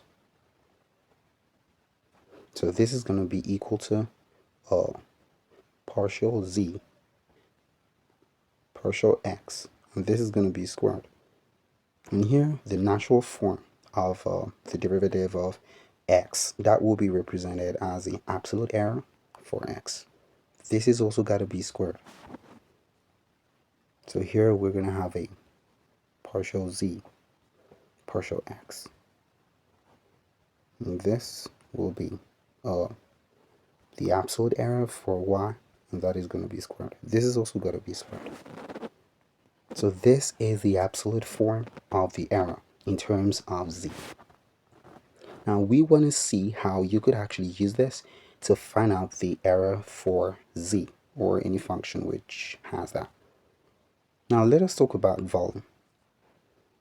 So let us see from a word problem that was given to you that the radius of let us say cylindrical tube or a cylindrical shape was given to you in such a case that the radius for it was provided to be 4.31 plus or minus 0.02, and the height was provided to be let us see, you got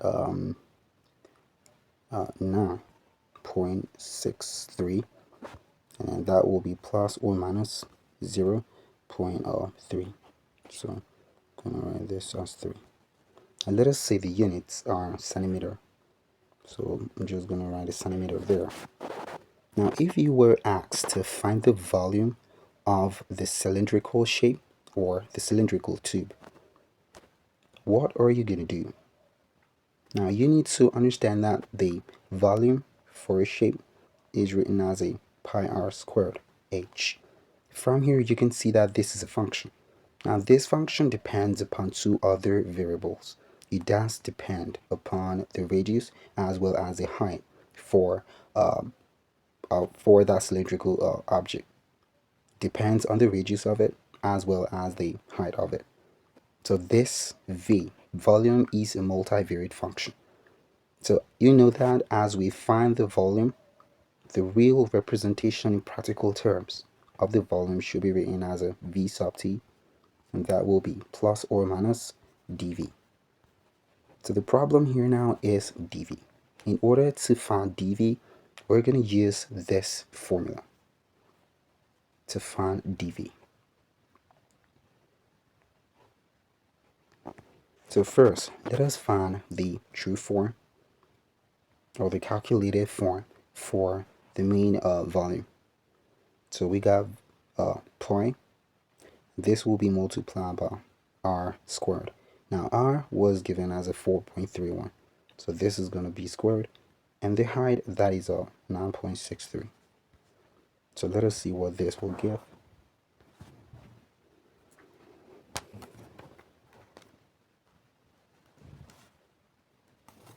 So this is going to be pi.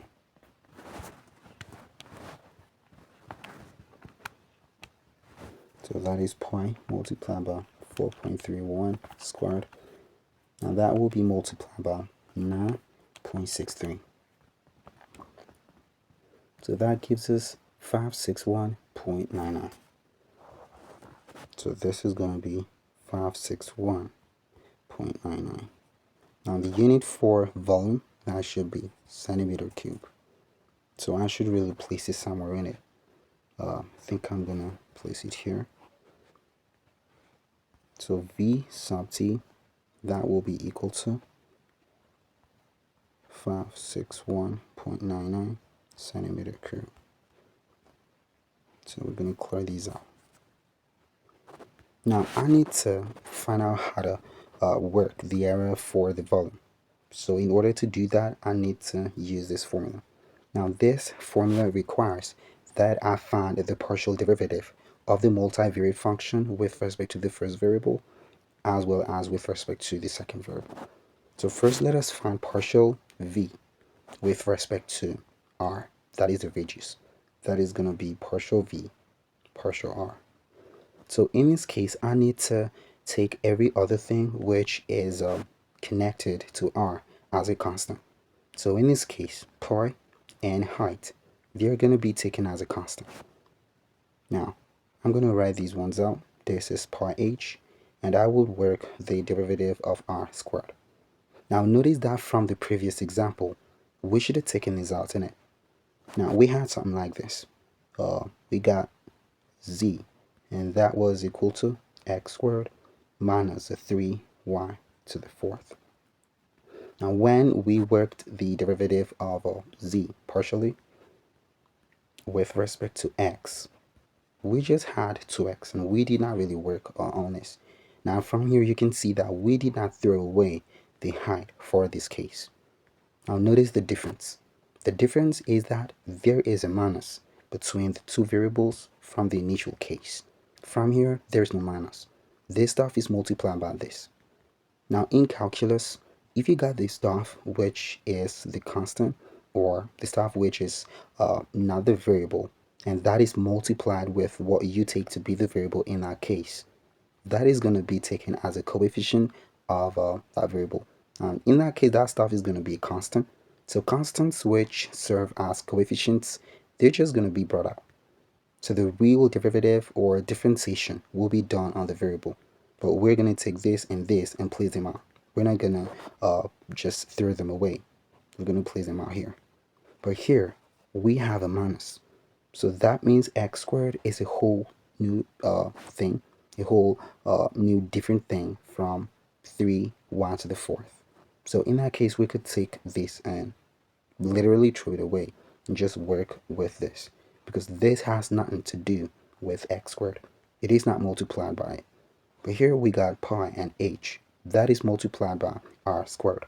So we got to place them out here. Hopefully you understand the point. Now let me try to work or show you another instance. If you got y is equal to 3 minus x to the power of a 4, the derivative of y with respect to x, this does not have no x related to it. So in that case, this is going to be 0. So this will be 0. Now we're going to have the derivative of x to the fourth, which is 4 taken down and 4 minus 1 written there. Now this should be equal to negative 4x to the third in it. So as you can see, we did not use 3 because 3 is separate from x to the fourth.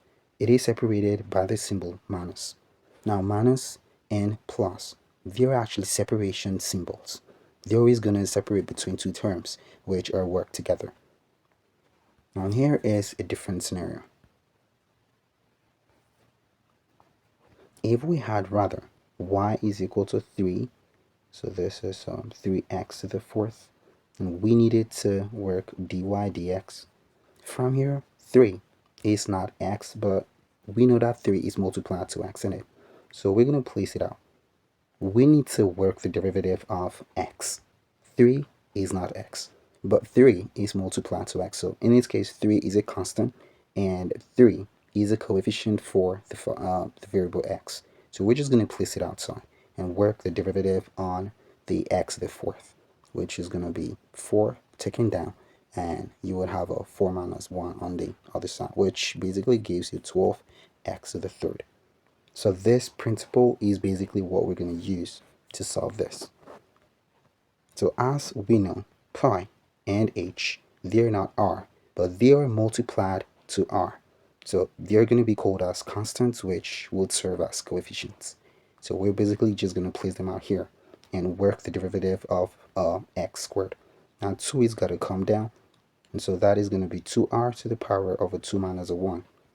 So this will be equal to pi h, and here we're going to have a 2r to the power of a 1.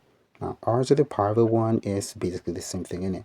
So this should be equal to 2 pi r h. As you can see, I actually took 2 to the main front, and we had 2 pi r h. So that is going to be partial v partial r.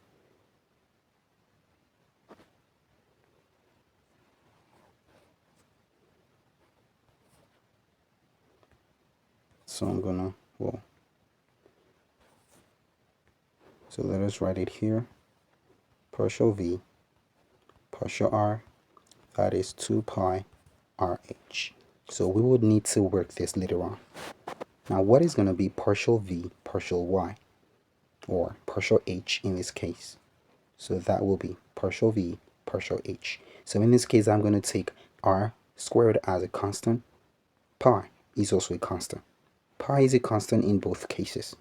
So I'm going to take pi r squared, and I will place them out. So I would work the derivative of h. Now, if we got y is equal to x and you wanted to find out what would be the derivative of x is equal to 1. So the derivative of h, that should be a 1.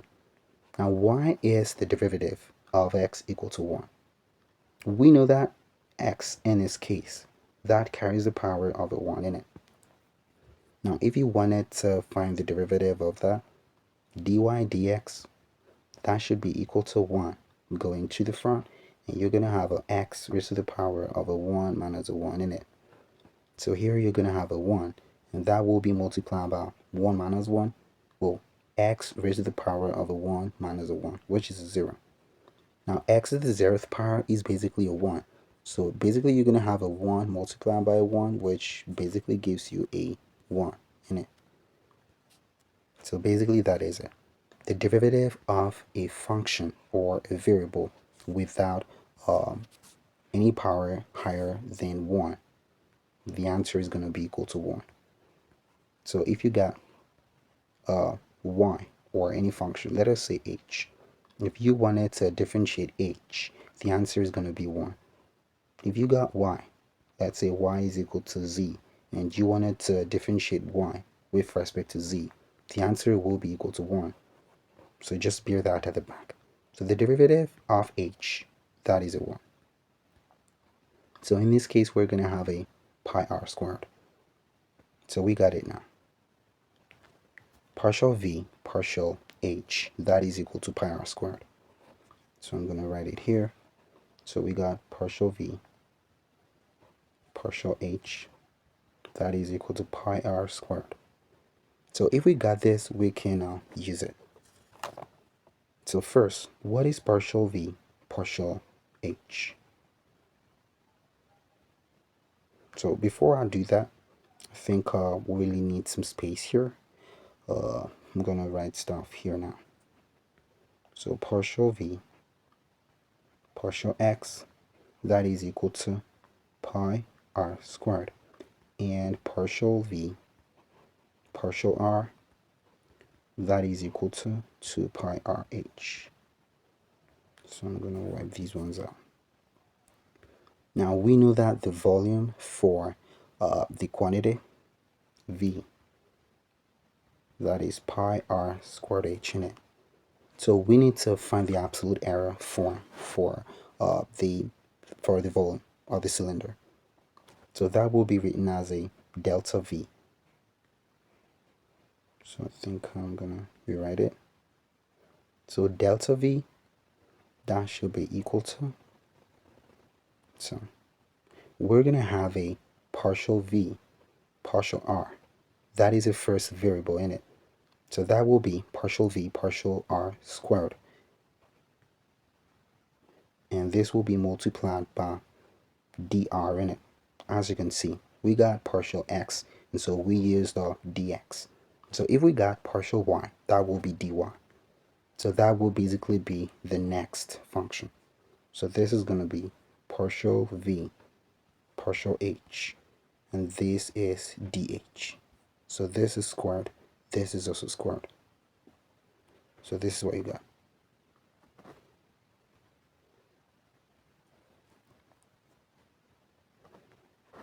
So now let us use it.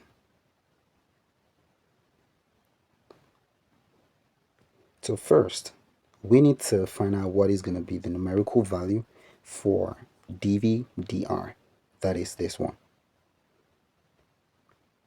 So, well, I should have written this as a dh in it. So this is dh. So let us find what is going to be the numerical value for dv dr. So dv dr, that is equal to, we found that to be equal to 2 pi rh. This is what we got here in it. So this should be 2r multiplied by, well, 2 pi rather, multiplied by r. Now r in this case, the numerical value for it is 4.31. And we're going to have that multiplied by h. H, that is a 9.63. So let us see. So we got 2 pi. So that is a 2 pi multiplied by 4.31. And that will be multiplied by 9.63. So that gives us 260.79. So this is going to be 200. So I'm going to rewrite that. 0.79. This is going to be dv/dr. So we just need to place it somewhere in it. I'm going to write it here.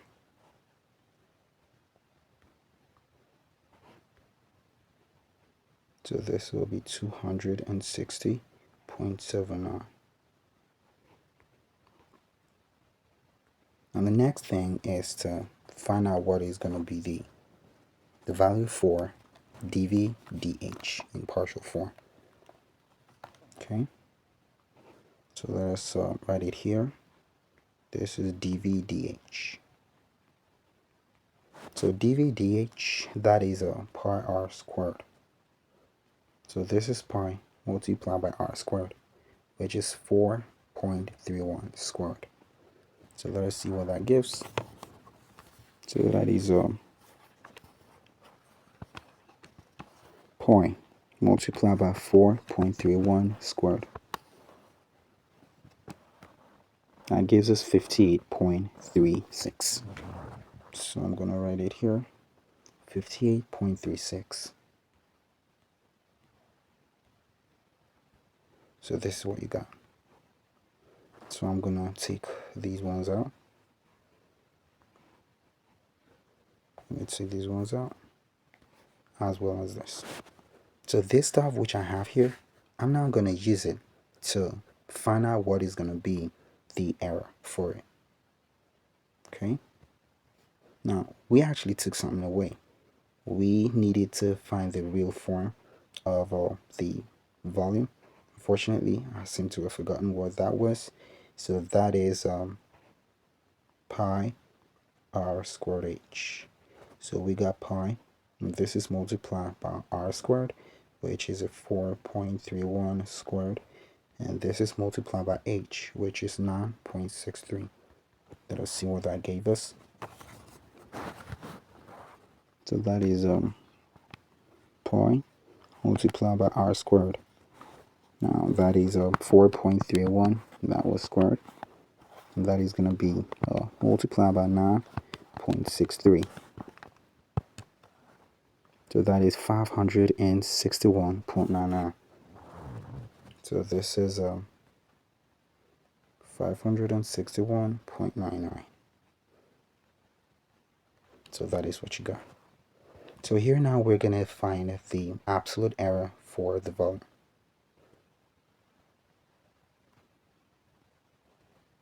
So first we got to take partial V, partial R, which we have found to be 260.79.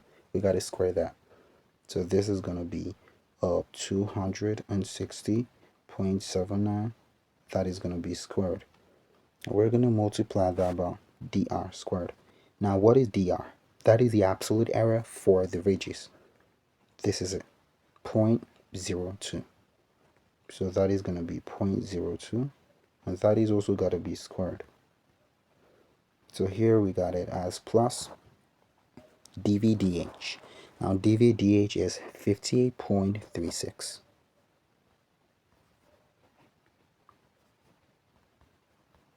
This is squared, and we're going to have dh squared.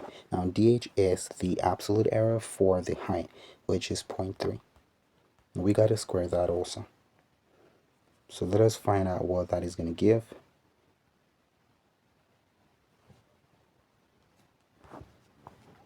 So let us see. So this is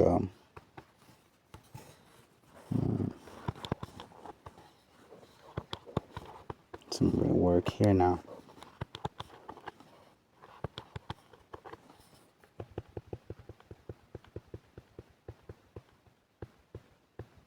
So the first one is 260.79.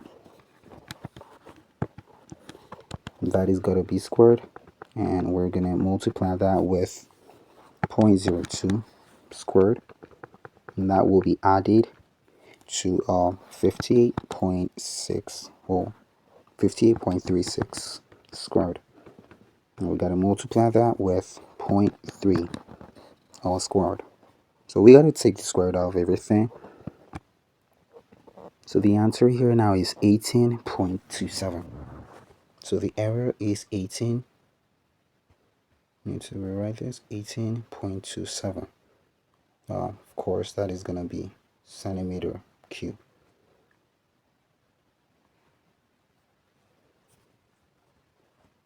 Now, in order to find out the real form, the volume, that is equal to V sub T plus or minus dV.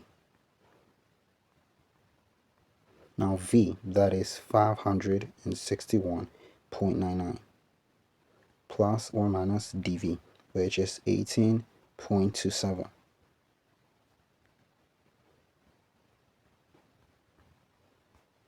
Centimeter cube. So this is going to be the real answer to the value, or to the function, the volume. So from here you can also find out what will be the absolute error. As you can see, the absolute error is 18.27. You could also find the relative error. You just need to take this and have it divided by this. That is going to give you the relative error. Relative error is going to be dV divided by V sub T. So you're going to have a real form there. You could also find the percentage error. So feel free to do that by yourself. So the values that we had were x1 minus x. That was equal to 0.18. So we need to take this and square it.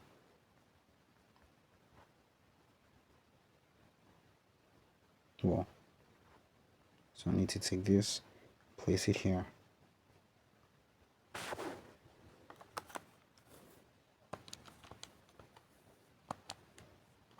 That is gonna be point. So we got 0.0324. And then here we got x2 minus bar x. So that gives us 0.03, and x3 minus bar x, that gives us 0.15. Now we got x sub 4 minus x bar, that gives us 0.05. So let us square this forms.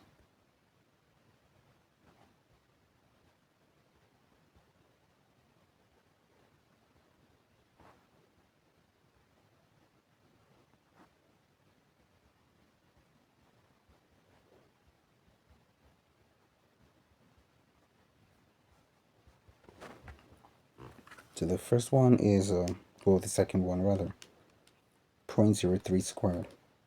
That gives us, well, so this is some real one. So this will be 0.0009. And we got to square 0.15. So that gives us 0.0225. Well, that is 0.0225. And lastly, we got 0.05 all squared. So that gives us 0.0025. So this is what you're going to have. Now we need to add them. That is the meaning of the summation, and divide it by 4 because we got 4 values. So what is going to be the addition of it? So that is we got x minus by x, and this squared.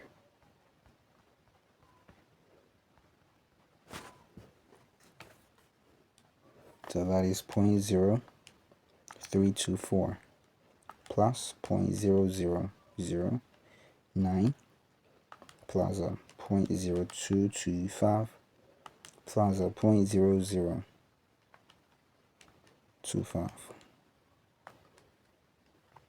This gives us 0.0583. So this is going to give us 0.0583. So this is the value that we have from this. Now we got to divide it by n. So that will be divided by 4.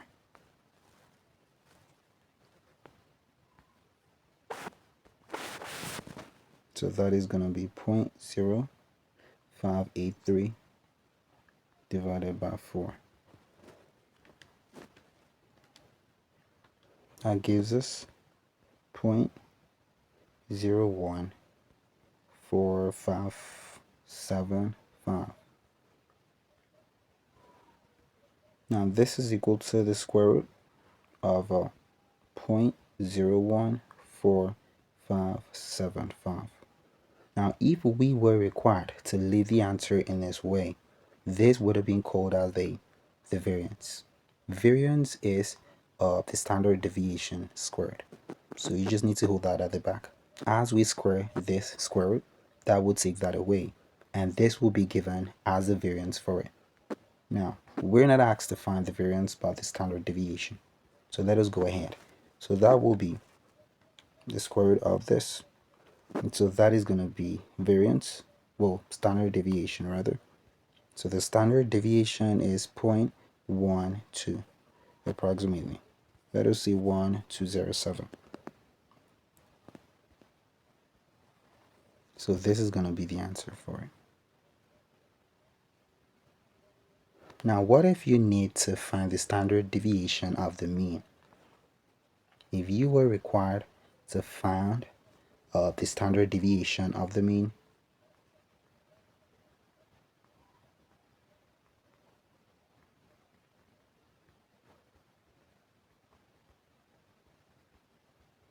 That is written as a sigma m, and that will be sigma divided by the square root of n. Now we already got that to be 0.127 or 1207, and that will be divided by the square root of 4.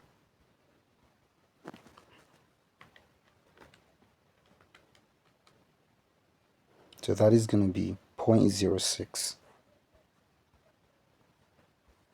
And so basically this is what it is. Now in this section, we're going to learn how to turn equations into straight line equations. That is equations of various physics concepts into straight line equations of y is equal to mx plus c, and find out how the graph is going to look. So before we do that, let us see how some graphs do look. So first, the graph of y is equal to mx. So that is going to look like this. We got y on the vertical axis and x here. So this is what you got. Now the slope, that is going to be equal to the m, as you can see. Obviously that should be y2 minus y1 divided by x2 minus x1.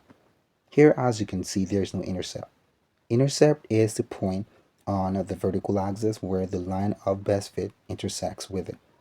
So as you can see, there is actually the point of 0 for that. So intercept is going to be 0. And so you just want to leave it that way. So this is how the graph of y is equal to mx is going to look.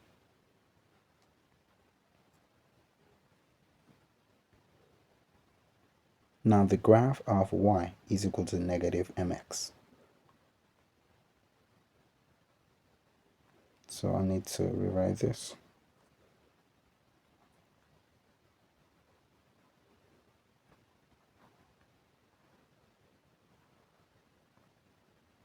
So this is minus x, and here we have a positive y.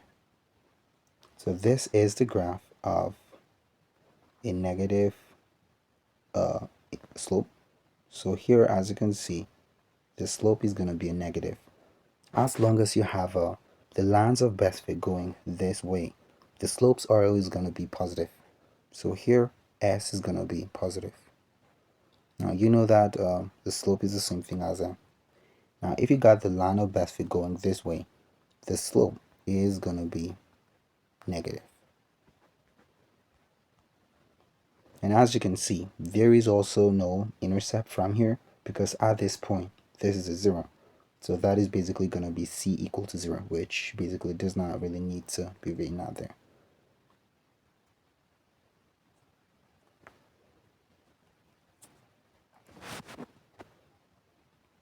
Now how about the graph of y is equal to mx plus c? Now the graph of mx plus c will be written this way. In this case, we got an intercept which is positive. Now the intercept must be that point on the y-axis where the line of best fit crosses. So let us say somewhere around here. And you're going to have this as your slope. So the slope is going to be positive because it goes in this direction. And the intercept is going to be this point.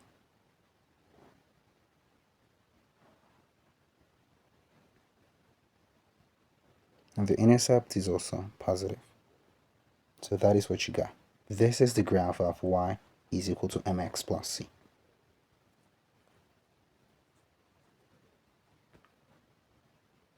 Now how about the graph of mx minus a c?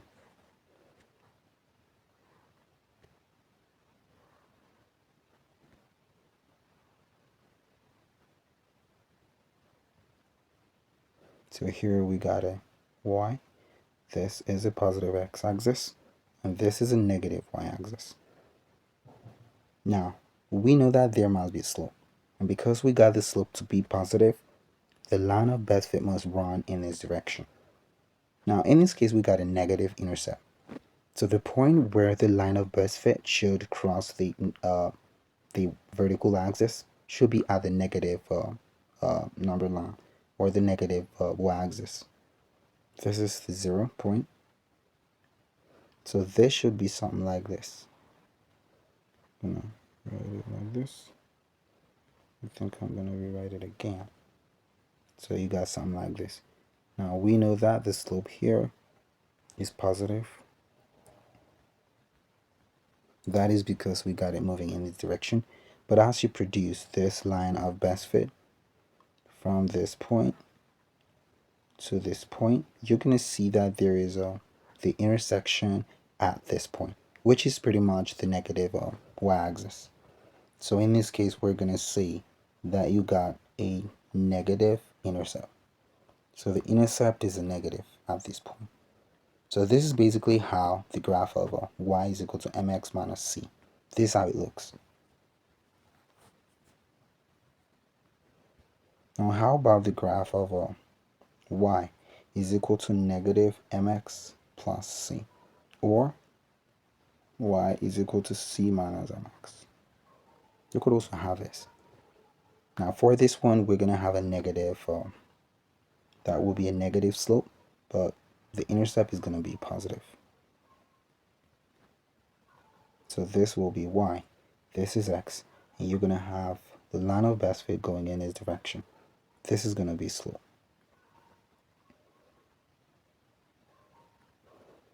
Now how would it be negative? So you need to know that this is the rectangular vertex. This is the triangular vertex. This is also a triangular vertex. Now, the point where the line begins from the line of best fit on the x-axis, that is always going to be taken as a x1. So this is going to be x1. Here, we're going to take this as the x2. That is the end of the slope where you designated the last value. The rectangular vertex would always be x2 for the horizontal axis. Now on this side, we're just going to have a y1, and here we're going to have a y2. So in order to get the slope that will be equal to y2 minus a y1, and this will be x2 minus a x1. Now as you can see, in moving in this direction, the values on this side are going to be more than the values on this side. So x1 is going to be greater than x2. So the formula for slope is x2 minus x1. And so x2 minus x1, that must give us a negative change in x. So that is going to give us a negative value. That is where the negative comes from. So this will be negative. So you can use that. So now we're going to take some questions and find out how basic equations are going to be related to straight line graphs. So let us say you got this. R is equal to R naught multiplied by E, and that is raised to the power of negative alpha divided by t squared. This is the power of E. So we need to use the formula for graphs to show how this equation could be represented in graphical illustration. Now we are given, I need to take this out. So we are given that R and T, they are actually variables. Now R naught and alpha, they're going to be taken as constants. Now, if you got this, where we have the variables, one of it is going to be on the vertical axis and one of it is going to be on the horizontal axis. But we need to take this away. So we write in this, that is going to be equal to R naught multiplied by E to the power of minus alpha divided by t squared. So we need to take this down. In order to do that, we need to take the natural logarithm of both sides. So this will be ln r, and this is going to be equal to ln, well, I think I need to wipe these and rewrite it. So this is ln r naught multiplied by e to the negative alpha divided by t squared. So this is going to be equal to ln r. And here we need to distribute this from the laws of logarithm. And this will be natural logarithm of r naught. And this will be added to the natural logarithm of e to the power of alpha divided by t squared. Now from the laws of logarithm, we could actually take this to the front. And so this will be rewritten as a ln r. And that is going to be equal to ln r naught. We need to take negative alpha divided by t squared. So this is going to be what we will have. And this stuff is going to be left. This is ln e. Now ln e is also 1 because ln means log to the base e. So ln e will be log to the base e of e, which typically should give us a 1. So this stuff will reduce to a 1. So in that case, you're going to have a ln r that will be equal to ln r naught, and then this is going to be minus t squared. Well, minus alpha divided by t squared. Now remember from the instruction, we were required to find r and t. So those are going to be in form of they are the variables. So those must be represented in form of a straight line equation. Now we got this. This is one of the variables. And we got this. This is one of the other variables. So I'm going to say this represents the graphical form of c minus mx. Now, as you can see, y, that is what should be plotted on the vertical axis, and x, that is what should be plotted on the horizontal axis. We were not asked to plot r naught because r naught is a constant. You do not plot constants on any axis. They're basically going to serve as a gradient or the intercept. So in this form, we're going to see that ln r is going to be equal to ln r naught, and that will be minus alpha multiplied by 1 divided by t squared. That means we need to plot ln r against, we need to plot ln r against 1 divided by t squared. So if we did that, what is going to be the intercept and what is going to be the slope? So from here, the intercept. So I think I'm going to draw the equation, well, draw the graph rather. So this is going to be x, and this is y. Well, this should not be y. That will be ln r. So this is ln r.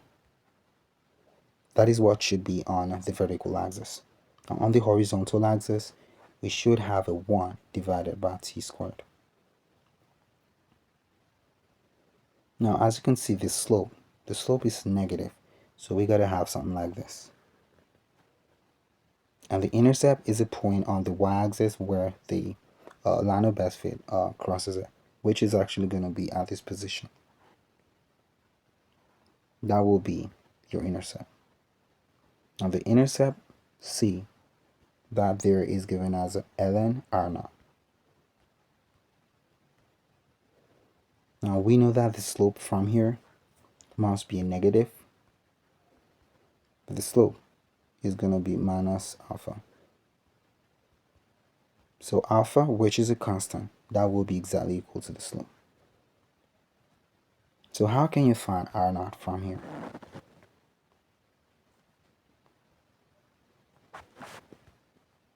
So we got log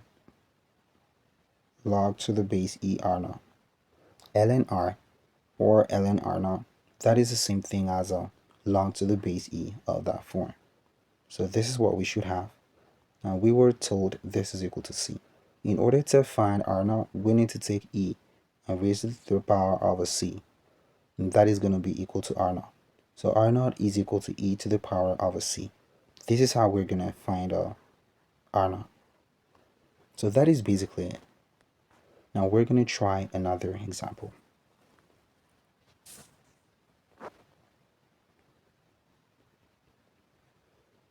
So here we are given the t, and t is equal to 2 pi multiplied by square root of L divided by G. So we were told that t and L, they are variables. but G is a constant. Now in this case, this is what you need to find. T and L will be plotted on the vertical and horizontal axis respectively. But we need to dissolve this. We need to try to remove this stuff which actually hinders access to G. Now what is going to be the step to take in order to take out the square? We would actually need to square both sides. So that is going to be t squared, and on this side we would have a 2 pi, and that will be squared. And we got this. This is also squared. So this is going to be t squared, and here we're going to have a 4 pi squared, and you have L divided by G. Because we're going to have this squared cancel the square root away. So this is what we're going to have. Now from this place, we could say t squared is equal to 4 pi squared divided by G. That is multiplied by L. So as you can see, we were told that T and L, they are the variables. So T squared could be plotted on the vertical axis. L will be plotted on the horizontal axis. So this equation looks like this. Y is equal to mx. So far as we have what should be plotted on the horizontal axis as L. That means m, the gradient is 4 pi squared divided by G. So our graph is going to look something like this. So here we're going to have the L, and on this side we're going to have a t squared. We need to plot t squared against L, and the slope is going to be positive. So the slope, that will be equal to 4 pi squared divided by G. So if you want to find G, G will be equal to 4 pi squared divided by S. Now S is the same thing as M, so the only constant here that we could find is G, and there is only the slope. There is no intercept. The line of the best fit crosses the vertical axis at the point 0. So the intercept from here is going to be 0. Hopefully you understand. Now let us go on to some 2 more examples. So let's say you were given P, and that is equal to AV to the power of n. And we are told that P and V, they are variables. So let us say these ones are variables. That means every other thing that you see there is going to be a constant. A and N, they're going to be constants. So first we're going to change this and make it look like a straight line equation. So first we got to take a logarithm to both sides. So that will be log P. And that is going to be equal to log of AV to the power of n. So this is log P. And on this side, we're going to have a log A plus log V to the power of n. Now, as you well know from the laws of logarithm, I could take V to the front. So this is log P. And this will be equal to log A plus n log V. So that is what you have. Now, as you can see, we could rewrite this as log P, and that is equal to n log V plus log A. This is going to be the equation. Now we can see from here that this equation looks like this. Y is equal to mx plus c. P and V were taken as the variables. So log P will be plotted against log V. Now the variable in this case is m, and m is going to be exactly equal to the n. Now the intercept will be equal to log A.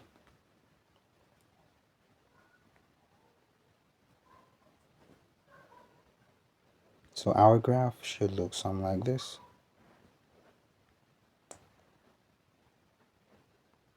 So we're going to have something like this. So this is going to be the slope. Now the slope is going to be equal to n. Now the intercept, that is this point,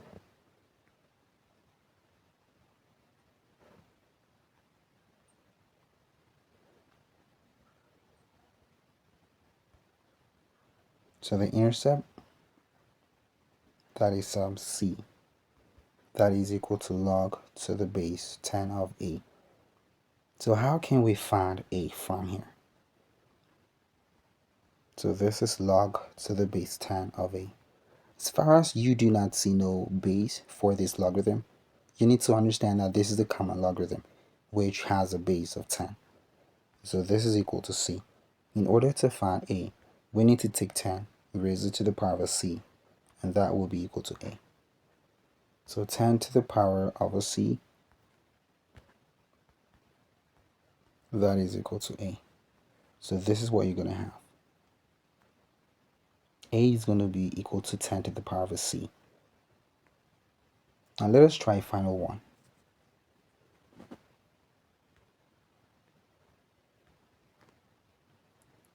Let us say that you got f e to the power of a negative r, and this is equal to beta. And you were told that f and omega, they are the variables. What is going to be the equation that you would need to create from here? So as usual, I need to take the natural logarithm of both sides. Immediately you see e, which is exponential, you need to understand that natural logarithm would be the best line of action. Now in this case, r and beta, they're the constants.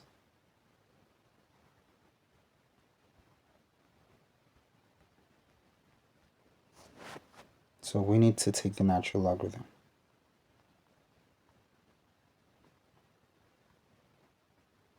This is equal to beta. Now beta in this case is a constant, so this is ln beta. So here we're gonna have a ln f plus ln e to the power of r minus r divided by omega is equal to ln b. Now we're gonna take this down. So ln f minus omega, well, minus r divided by omega, that will be multiplied by ln e. This is going to be ln b, ln beta rather. So as you can see, this should become ln f minus r divided by omega will be equal to ln beta. So this is what you got. So from here, I'm going to take this to the other side. So that will be ln f is equal to r divided by omega. That will be plus ln beta. Now we were told that f and omega, they are the variables. So that should be ln f is equal to r multiplied by 1 divided by omega plus ln beta. So this should be your equation. Y is equal to mx plus c. R is going to be equal to the gradient here, and the intercept is going to be ln beta. Now what if you had a different form? What if you had ln f and that was equal to r divided by omega minus ln beta, and you were told that f and omega are the variables. Now this would resemble y is equal to mx minus c. And so the graph would look something like this.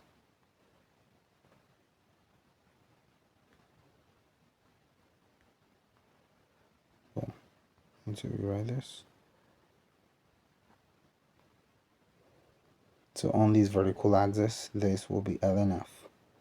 On the horizontal, that is going to be 1 divided by omega. And so we should have something like this. So the slope m that will basically be equal to r, and the intercept would continue onwards because we're going to have it here. So at this point, we're going to have that the intercept will be ln b, and that must be a negative. So this is a minus, and if you cancel them out, you would basically have a ln b, or ln beta rather, is equal to c. So from there you can find out what beta is. So this is basically it for graphs. So if you were given any question under that, hopefully by now you should be able to find out what will be the equation of the straight line and use that to find out what will be the graph that would correspond to that concept.